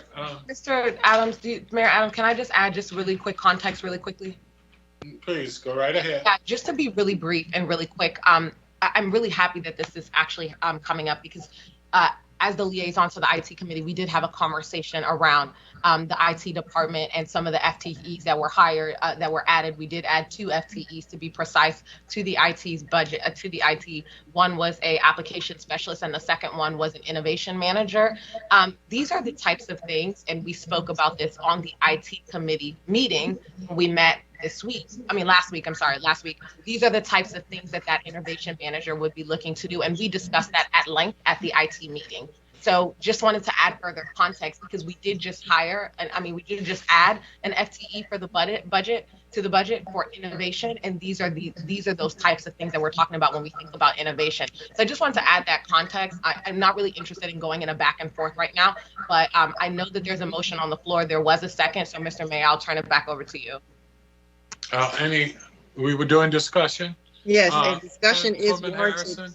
And I'm just going to say discussion is warranted after a motion and a second. So I think that's why I was going back to you. Yeah. Yes, thank you very much. Yeah. Any further discussion? Anyone? Hearing none, we have it's been moved and properly second that we adopt a resolution. If we could have a vote, please raise your hand as you do your vote. All in favor of adopting the resolution, respond with an aye. Aye. Aye. Aye. Aye. Aye. All opposed, the same favor?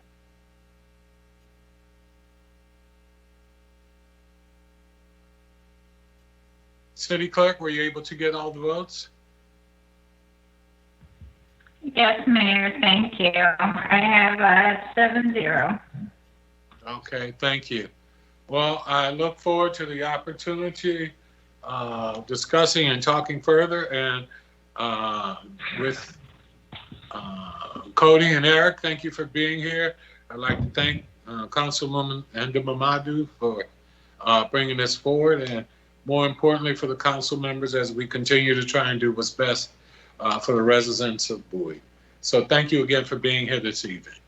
Thanks, everybody. Have a great evening. Bye-bye.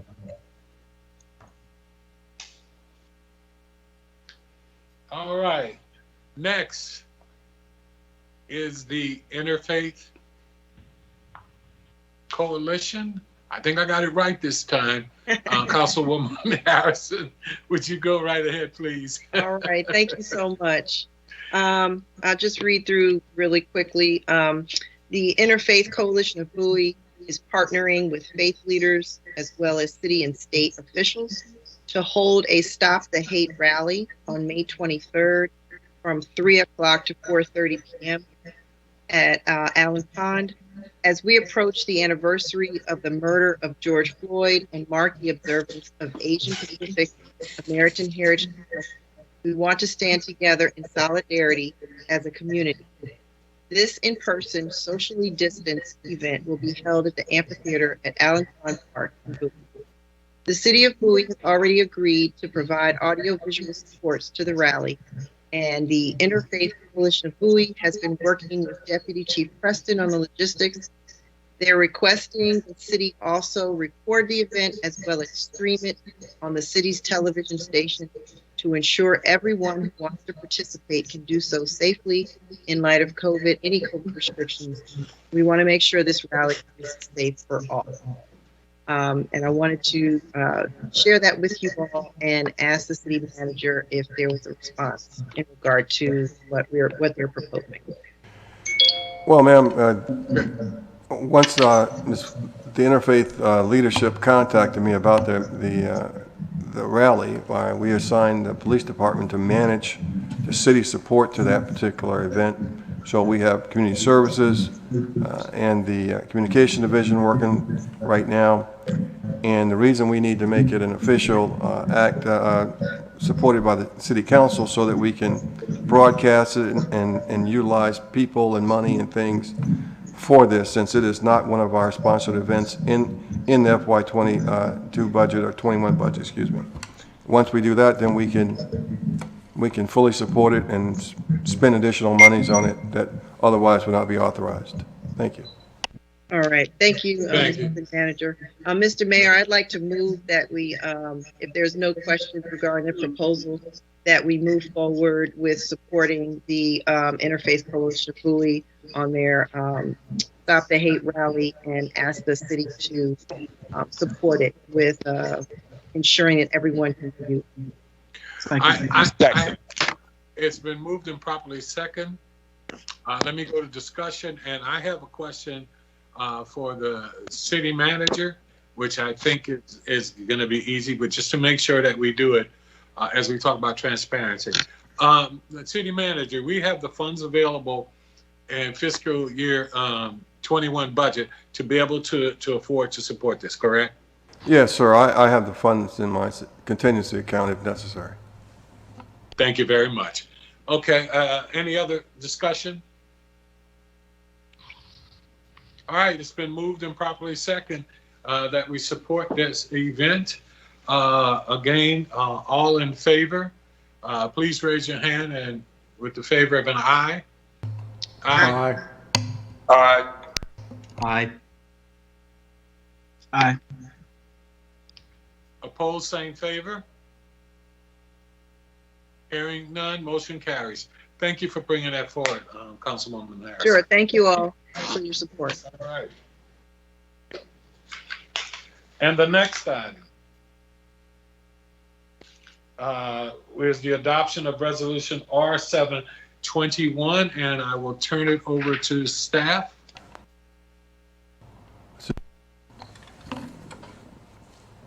Yes, good evening, Mayor. Before I start, City Clerk, you said that there was a public comment regarding this resolution? Yes, but the mayor will open that for public hearings, George, so we'll have you do your presentation first, and then the mayor will call for the public hearing comments, and I'll read the one comment. Okay, thank you. Good evening, Mayor and City Council members. I'm George Jones, Grants Manager for the city, and I'm here tonight to present you for your approval the annual action plan for fiscal year 2022. The Office of Grant Development and Administration, in addition to grant administration, research, writing, and financial management, also does, I'd like to highlight some other items that we also do during the course of our jobs. And they are housing assistance and referrals, homelessness services, fair housing and administration, emergency rental assistance, emergency food assistance, workforce development and training for persons between the ages of 15 to 25, state bond bill management and reporting, and along with other special assignments as directed. The city of Bowie has been an entitlement community with the Department of Housing and Urban Development, or HUD as it's commonly known, since 2003. As a result, the city receives an annual allocation from HUD and is required to file a strategic annual action plan each year that coincides with the actions outlined in the 5-year consolidated plan that was filed with HUD. In 2018, the City Council approved the current consolidated plan, or CON plan as it's called, which covers the 5-year period from 2019 to 2023. This plan was approved by HUD and covers certain community projects and activities under the Community Development Block Grant, or CDBG program. The upcoming fiscal year, FY22, is the 4th year under the current CON plan, and included in the documents that you have been provided in your package, your resolution, the resolution R-7-21, we propose to continue the following programs for FY22. First, there are 3. The first one is the Single Family Housing Rehab Program, which provides home energy audits and $10,000 grants for energy efficient related upgrades. The second is Workforce Development and Training, which provides life skill training, STEM, innovation, and introduction to entrepreneurship. And the third is Fair Housing Administration and Training. I'd like to also note one change that took place recently and is not included in your package. And that was that on Friday, May 14th, HUD informed the city that it will receive an additional 1.5 increase to our originally proposed allocation for FY22. This change will result in the allocation for the upcoming fiscal year moving from 193,583 to the new allocation, which will be 196,435. Having satisfactorily completed all the requirements, inclusive of public hearings, advertising, and community outreach, we ask that you approve Resolution R-7-21, the annual action plan for FY22, so we may submit this report to HUD for their review and approval. That concludes my presentation, and I will respond to questions if presented. Thank you.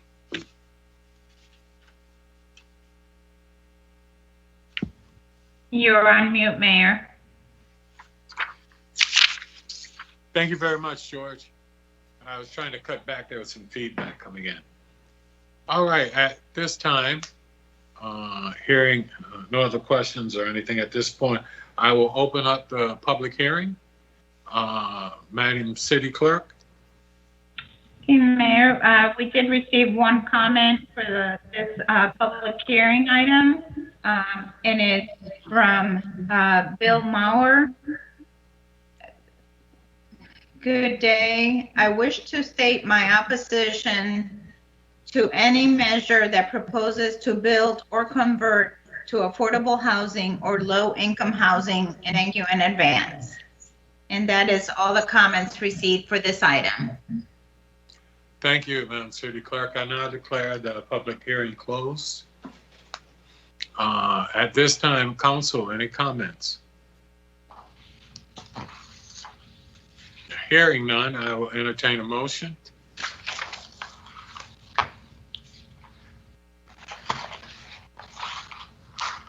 If need be, I will make the motion to accept resolution Mr. Mayor, I move to accept the resolution as presented. I second that. Okay, thank you. I'm sorry, it took me a second to get on. Okay, it's been moved and properly second. Any further discussion?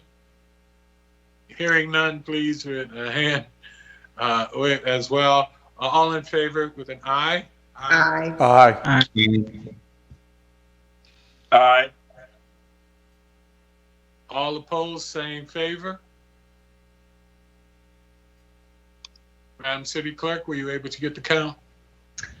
I am missing Councilmember Wolfley and Councilmember Ndebumadu. I was an aye. Okay, thank you.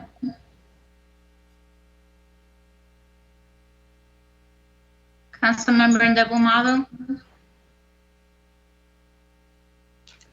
Okay, at this point, what is the count? At this point, I have 6-0 with Councilmember Ndebumadu not voting. Okay, thank you. We will just move on. All right, at this point, we will now, the resolution carries, of course. Moving on to the next item, the water service connection for Meadowbrook Elementary School. Again, we will turn it over to city staff. Mr. Mayor, thank you. Our city engineer and public works director will take it from here. Good evening, council.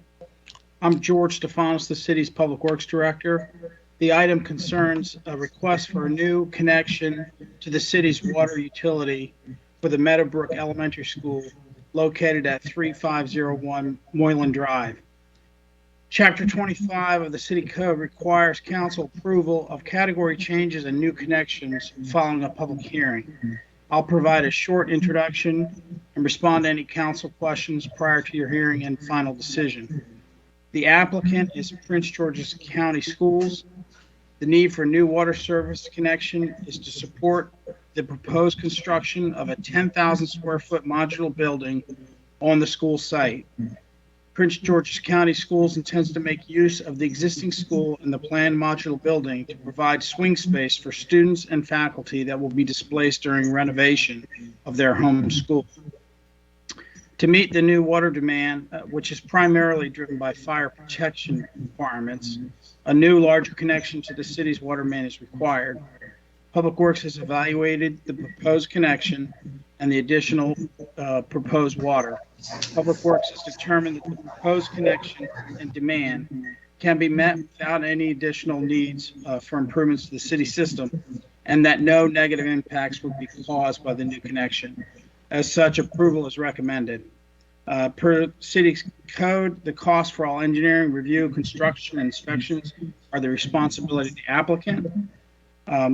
Mr. Kamor Muz-Rio from Prince George's County Schools is present at this meeting. We are both available to answer any questions that you may have.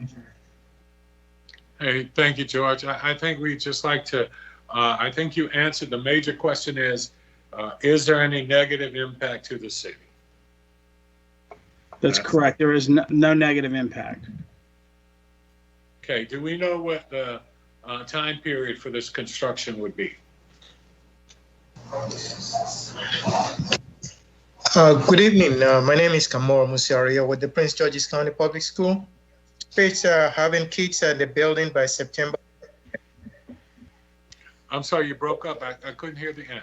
We anticipate having kids in the school by September of this year. By September. Do we see any major disruptions in traffic or anything, George, in general, that the city would be facing with this? Well, our report is specific to the water system. The school site has served as a temporary school site in the past. It's not been a school for some time, but during the renovation of Tulip Grove Elementary, this school site I think served for Tulip Grove for 2 or 3 years. I can't recall.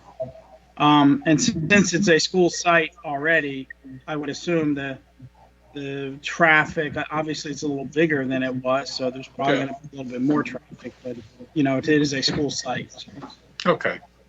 But you don't foresee anything from a public service standpoint that would preclude us moving forward? No, sir. Okay. I will turn to council members. Any questions from council? Yeah, real quick, Mr. Mayor. Yes. First of all, Mr. Stefanos, I imagine at moments like these, you're looking forward to the end of July with relish. I'm so very, very sad that we are losing you in the near future as our head of the Department of Public Works. So just thank you for everything that you have done for the city and that you continue to do. We will not be able to fill your shoes, but I'm sure we will come as close as we can. For this whole Meadowbrook use by the county, what efforts have been made to engage with Meadowbrook residents so that they're aware that this building, which has sat vacant for quite a long time now, will be fully occupied again, including with, I imagine, what will be a good bit of bus traffic in the mornings and afternoons? We have none at this time from Public Works. How about from the school system? What is their standard procedure for outreach? It depends on the need, you know, whatever by the community. We'll try to do the best we can. We were looking at it from the perspective that it's we've used it as a school before. It's always been a school. It's just a matter of increasing the number, the capacity, and what we're trying to do right now is to increase the water service because of the requirement for additional sprinkler system in the building because of the new code. We will do whatever the city requires of us to do. But at this point in time, we have not done anything. If it had not been for this upgrade by virtue of the fire line and the sprinkler line, we probably would not have had to even come to the city council for additional approval. Okay, but I think what the councilman is getting at is we do want to make sure that the residents are made aware and that they are engaged. I'm sorry, Councilman. Go ahead. I'm putting words into your mouth. No, that's quite all right. Quite all right. No, I appreciate that. Mr. Stefanos, you referenced earlier that from a pure revenue perspective, this will be a net positive for the city because we have a currently existing system that does not have the capacity to grow, that will now have 2,400 gallons of water going through it a day, 1,200 gallons of sewage.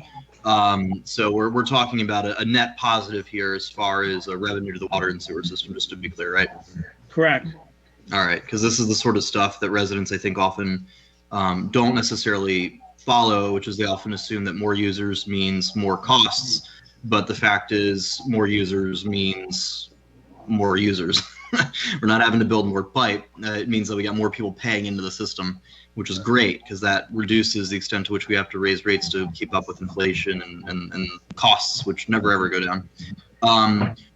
So that addresses that. To the mayor's point and mine, to the overall idea, could I perhaps ask city staff, probably not Public Works, to probably the city manager's office, if they would be willing to coordinate with the school system to just make sure we understand exactly the facts of what's going to be taking place at Meadowbrook in the coming months with this transition, and also to ensure that the city is engaging in extensive and just factual outreach to the residents of Meadowbrook, just so that it doesn't surprise them, you know, when it's 6 a.m. in a few months, there's a whole line of school buses, you know, on the street there, just to make sure that folks are aware. And to be clear, I mean, you know, this I believe borders mine and Councilmember Wolfley's district. You know, I have no issue whatsoever with the school being used. It's a school building, it should be used. There's capacity issues, we get it.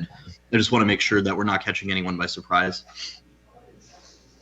Yeah, you know, I'm glad you mentioned, you know, we would probably work with the city manager's office, you know, and Una Cooper to make sure, you know, we meet your goal of communicating this. And I'm sure that Prince George's County Schools will, help draft appropriate information things so we can get the word out. So absolutely. The applicant, our role here is not very big. It just so happens they needed to change their water service.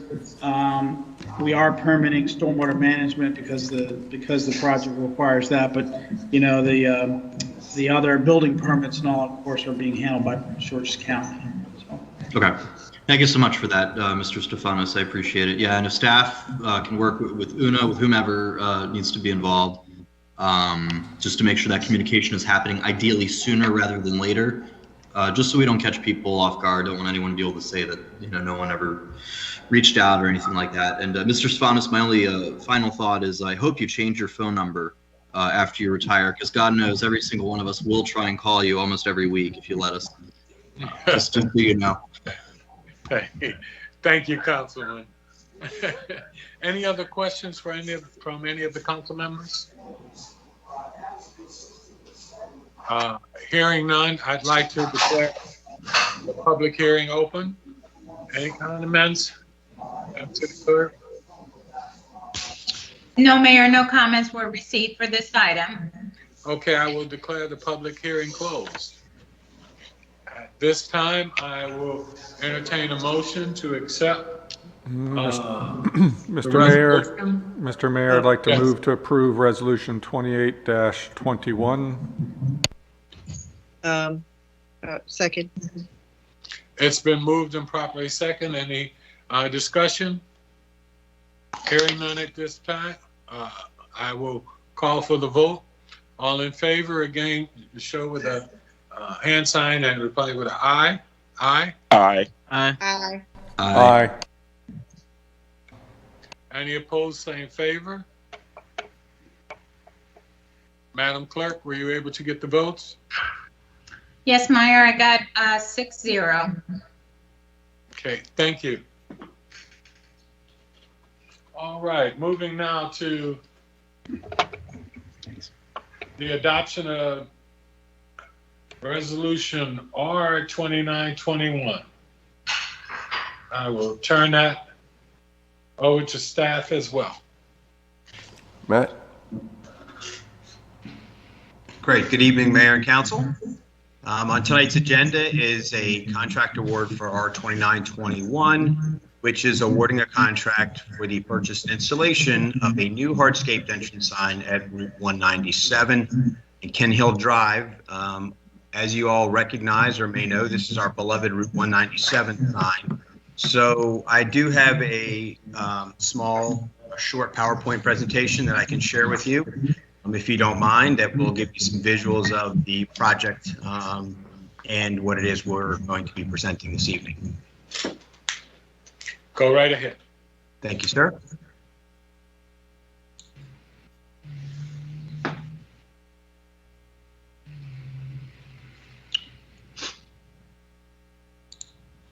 All right, are you able to see my screen? Yes, I am. Yes. Okay, so again, this is the Maryland Route 197 in Ken Hill Drive, a living sign replacement project. And the purpose of this project is to replace the existing manicured shrubs that many of you see on a daily basis. Unfortunately, the shrubs have succumbed to a soil-borne fungus that's actually been killing the shrubs for a number of years now. We're actually having to go in and spray paint the brown and dyeing matter to make it look consistently green. The second purpose of this is to incorporate public art into a minimal maintenance design. And then thirdly, we were looking at how to develop a timeless, durable, and unique alternative to what's existing, but then also keeping sort of what has always been, a common site for residents. This is the existing condition, as you can see. It's the large shrubs. You can see some of the areas where we've actually had to go in and paint. But staff has, done the best we can to maintain this, but we've reached a point now where we need to replace this with something other than a living shrubbery. Our process, as many of you are aware, and that actually was discussed this evening, is staff typically would develop a scope of services, and then we would publicly bid this project, as is the case with this project. We did publicly bid this. The proposals that I'll be sharing with you tonight shows a couple different color variations for what could be the replacement. And then because this project includes a public art component, we have included the city's arts committee in the process, and they actually have agreed that they like the overall concept that you'll see in just a few moments. And we additionally asked for them to make a color selection based on what the artist rendering as it was submitted. On the screen there, you can see this was the proposal that was most advantageous to the city after staff's review. It's by Brenton Landscape Architects. You can see that this one's sort of a blue and a white, but it is lettering. And I'm going to get into a little bit more detail in the next couple of slides here. Another option would be to go with more of an orange and gray theme. I think what is best is that I can explain to you in detail from this slide what the concept is. So the lettering itself is actually raised steel letters. So the letters would be constructed of steel, welded steel, that are 2 feet high. So they'd be a relief off the hill structure of 2 foot. And then the top surface of the lettering is actually a 1 inch to 2 inch thick recycled granite material that then is put together in a epoxy to create the actual appearance of the lettering as you see it.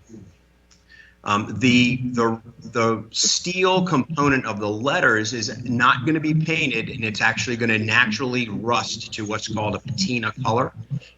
This design that the landscape architect came up with felt that it would be very fitting in a natural sort of environment, which is really what this flower bed has been for years. The Arts Committee, as I said, did provide input. They offered us 2 color options. The first one is what you see on the screen. And now the second one changes slightly, and it's just a little bit deeper, darker brown. So there's, again, the lighter color and then the darker color. The proposed plantings that the landscape architect have come up with is a mix of 3 different types of vegetation. Prairie dropseed, which is the primary base grass material that would fill the entire hillside from which the raised letters would actually emerge from. And then dotted throughout the letters themselves and then around the whole art structure would be black-eyed Susan mixed in with what's considered to be a switchgrass, a Shenandoah switchgrass. And these are native, hardy, site-appropriate, minimal maintenance bedding material, but it also does offer some wildlife benefit. But this project, of course, when the letters are in place, it's going to take a number of months and years for the vegetation to actually fill in, but ultimately it will fill in to a height that's just about level with the top of the letter. So you're going to not only have the appearance of the Bowie sign as it's always been, but then you'll have the addition of the landscape material to kind of help fill that entire space. Getting to the end of the presentation, you can see on the screen there was a couple of other options for the aggregates that could be used to fill the lettering, but these choices that I had shown you this evening were what the Arts Committee felt was most appropriate for this particular project. The next steps where we are from here is your action item for this evening actually is to, as you're aware, to authorize the award of a contract, which is the resolution you have before you, to Brenton Landscape Architects. And then concurrently, the city is also working with State Highway Administration because this portion of this property is actually state highway right-of-way. The city has always managed it and maintained it, and we have already started discussions with the assistance of the city manager's office, Maddie Berzerdo, to have the conversations with State Highway Administration, and it's all in inclinations at this point is that SHA is supportive of this, but of course we do need to wait for their final approval before we can actually move forward. Once we get the final approval, which we would hope to have by the end of summer or the middle of summer, after we get that approval, then we would go ahead and begin with the installation and construction, which would have a fall completion date. So we're open to any questions or comments you may have at this time. Thank you. I will start off, Council. Number one, how long is I know you said it's the raised steel. What's the expected life expectancy, so to speak, of the materials themselves? So being made that it's constructed of the steel, we have not obtained from the architect a specificity with regards to its lifespan of the steel. It does have the ability where it's naturally supposed to rust. But Mayor, I can't tell you at this point if there's a definitive lasting age of the steel. I can say that we did inquire about the durability of the lettering and the granite itself. And they said that that essentially is a maintenance-free material that would, with the epoxy coating on it, is virtually indestructible. But we can get back to you with an age and a duration of life expectancy. That's not a problem. A second question for me would be, with it being raised, are there any concerns about safety issues with it being raised and what might happen? Go ahead. Right. And there was some questions that were raised with regards to that. And it wasn't so much of safety, but it was more of how easy would the letters be to become an attractive nuisance to, say, teenagers who want to climb on them. So we did inquire with the architect and the artist. And in fact, the hillside is at a fairly steep slope. If you recall, that's probably at least a 40 to 45 degree pitch. So the letters themselves, it's going to be fairly difficult for someone to want to stand for any duration of time on them. But we don't really expect that this particular structure is going to attract that type of activity. But it is a durable and maintenance-free design that we've installed. I guess along those same lines, I'd like to ask you then, what about, we do have on occasion graffiti issue. Is it something that can be cleaned and that not be a nuisance for us from the standpoint of graffiti? Sure. And graffiti, yes, we deal with that all the time in our parks on a lot of our buildings. There's a number of different products that we've used out there in the past that have been extremely effective. And it is our practice to immediately address that as soon as it occurs. In this particular case, because it's an epoxy covered coating, we do not see any issue with being able to clean that, to get it to return to, what you see on your screen now. But there could be chemicals that, if someone really wanted to do damage to it, it probably could occur. I understand it could do that, but I just meant for in general, it wouldn't pose any problems with the epoxy of what you typically use to clean up graffiti. It wouldn't do anything to that epoxy. So correct, not to our knowledge. Okay. I don't mean to take all the time. Any other council members with any questions at this time? Yeah, real quick, Mr. Mayor. To the questions about graffiti and so on, I mean, staff can correct me if I'm wrong. The existing sign has been adjacent to the middle school for quite a while now, and I don't believe we've had too many issues with vandalism or graffiti. Have we? We have not. It's never, and in fact, the 25 years that I've worked for the city, I can't tell you on any occasions when I've driven past there and actually seen kids playing on that structure. It's always been perceived as a sign. And quite frankly, I think it's been so well respected by residents that it's just, it's something you don't do is climb on that sign. Well, and that actually gets me directly to my next point, which is this. I have received a ton of complaints, especially in recent years, about the existing sign. People just complaining that it looks ratty, not aware of the various natural, medical issues, whatever, the soil and plants are facing. Sure. But knowing residents the way I know them, they're going to have a lot of feelings about what replaces it. And so what I'm wondering is, is there any way within the scope of this contract that we could simply add a step fairly early on in the process where we have kind of a formal feedback mechanism from residents? I don't want to go quite so far as having them renaming the town, or maybe not even choosing the material, but maybe even just giving us some feedback on like the wave patterns and colors. It sounds like the arts committee has given us some feedback with the brown and gold design, it looks like. I'm just wondering if there's a way we can kind of get residents engaged on this a little bit, even if it is really down to picking the color scheme or pattern. Sure. And to that point, we did not hold or make an active public participation process when we initially embarked on this project. We knew that the design would be something that in all generality would be well accepted, because it's not much different than what's there. It's just a different sort of medium for how to express Bowie.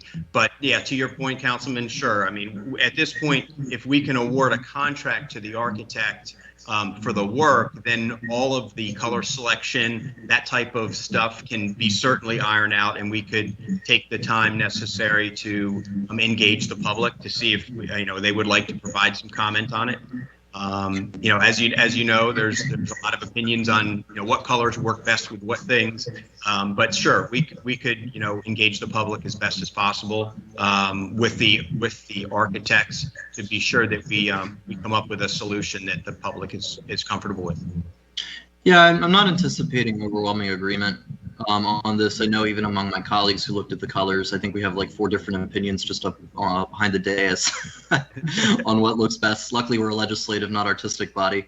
But I would like to give that opportunity to residents. And so if we can improve, the contract tonight, but with the instructions to staff, if there aren't any objections, to begin the wheels turning now on a feedback process from residents, whether that's Una, putting out her communications about this and creating a simple page or survey or something that gives residents options, or however we want to contemplate that. I think that would be appropriate in this process, just to make sure that residents are in fact a part of it in some respect. And I really appreciate the presentation, Matt. This has been a long time overdue, and I really appreciate Councilmember Wolfley, who raised this project many months ago.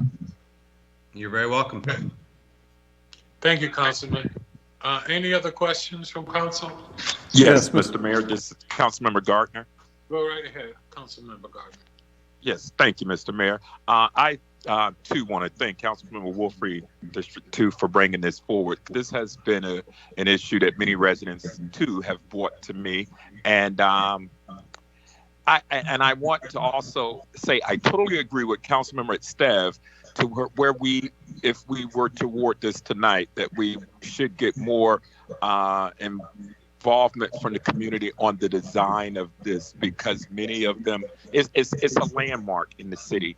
And perhaps maybe as we could give direction to when Una sends out her communications, perhaps we could put all the available designs on the city website and just tell residents go and vote, and maybe we can take a number there. I don't know if that's a possibility to do on the website. Perhaps IT can come up with some sort of a counter to count those, and then giving it maybe a 2-week or 30-day window, whatever that works to get this done. But it is a concern of many residents. They have complained and how the negative environmental issues have impacted the signage, and they're just unhappy with it. So I again want to thank you, Dufour, for bringing this forward and getting this done. And I would fully support any public involvement, because they love this sign. It's a landmark in the city. It's one of our largest and most popular. So I like to see the residents have as much input with this as possible. Thank you all. Sure. Thank you, Councilman. I would like to ask a question, Matt. How many bids did we get on this? Well, we received one bid on this project. However, we bid the project twice. The first time we bid this project, we only received one response.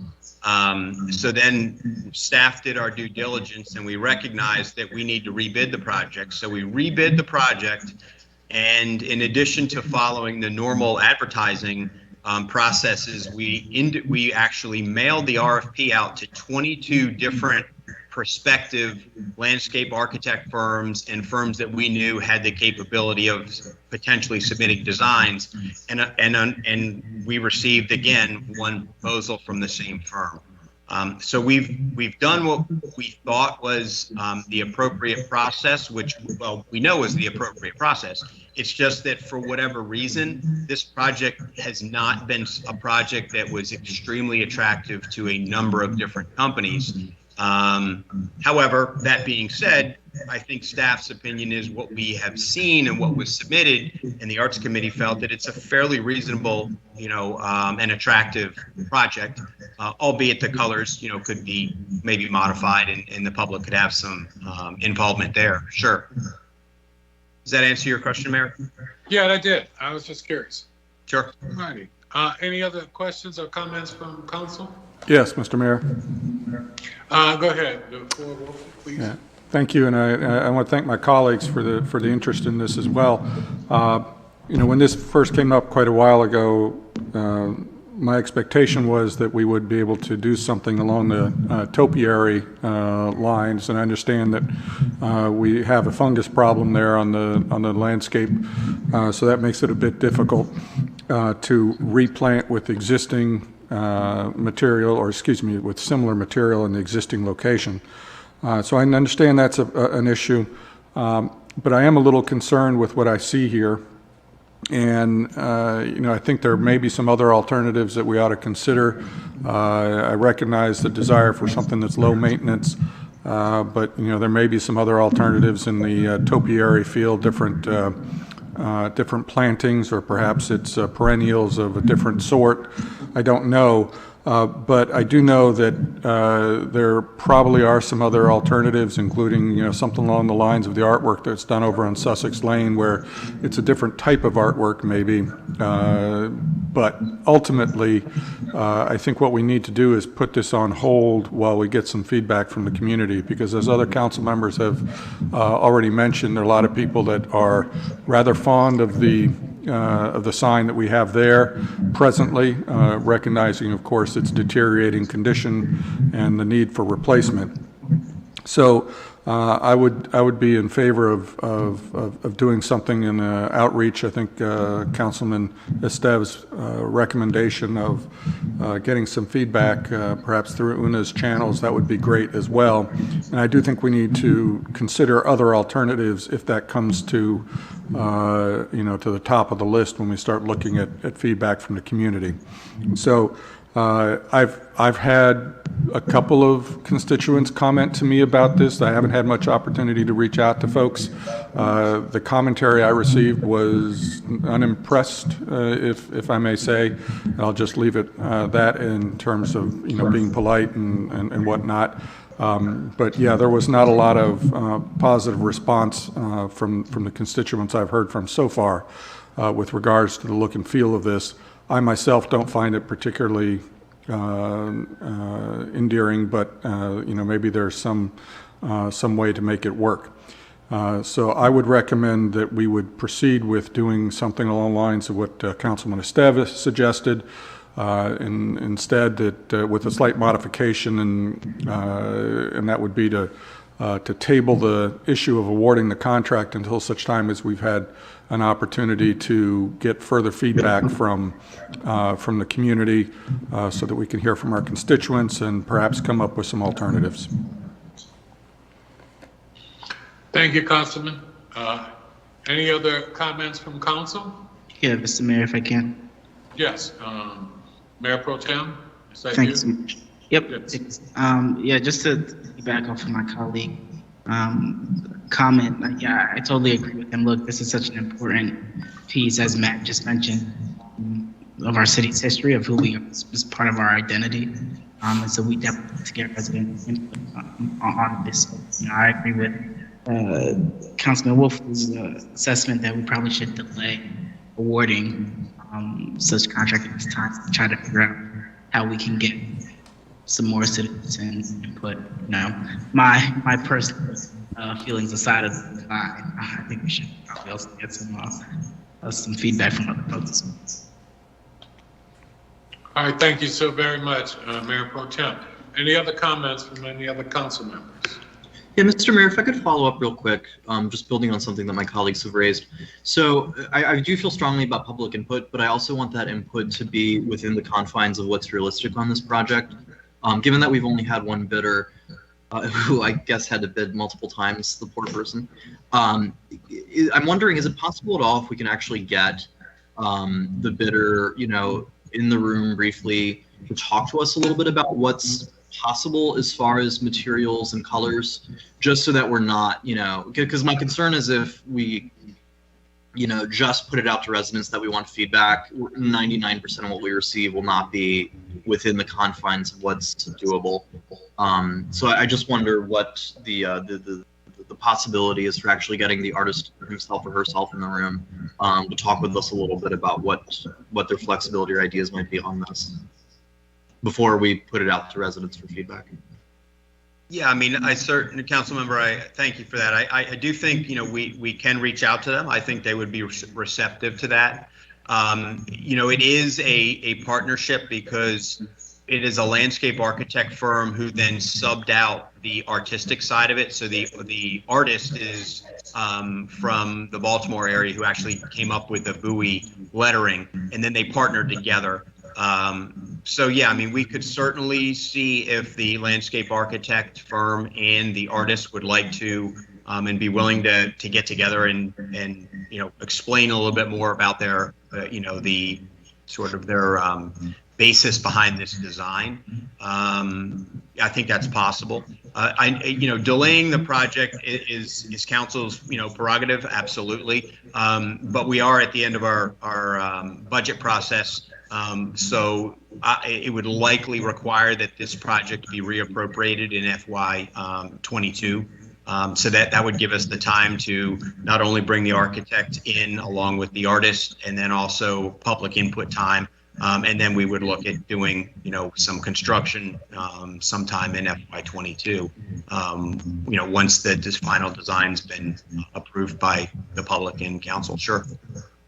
It sounds like it may be prudent for us then to reallocate this for next year. The line between what's charming and welcoming and what's tacky is a very fine one and often very subjective. But given how long this sign is likely to last and how visible it is, it's probably worth taking the extra few months to try and get it right.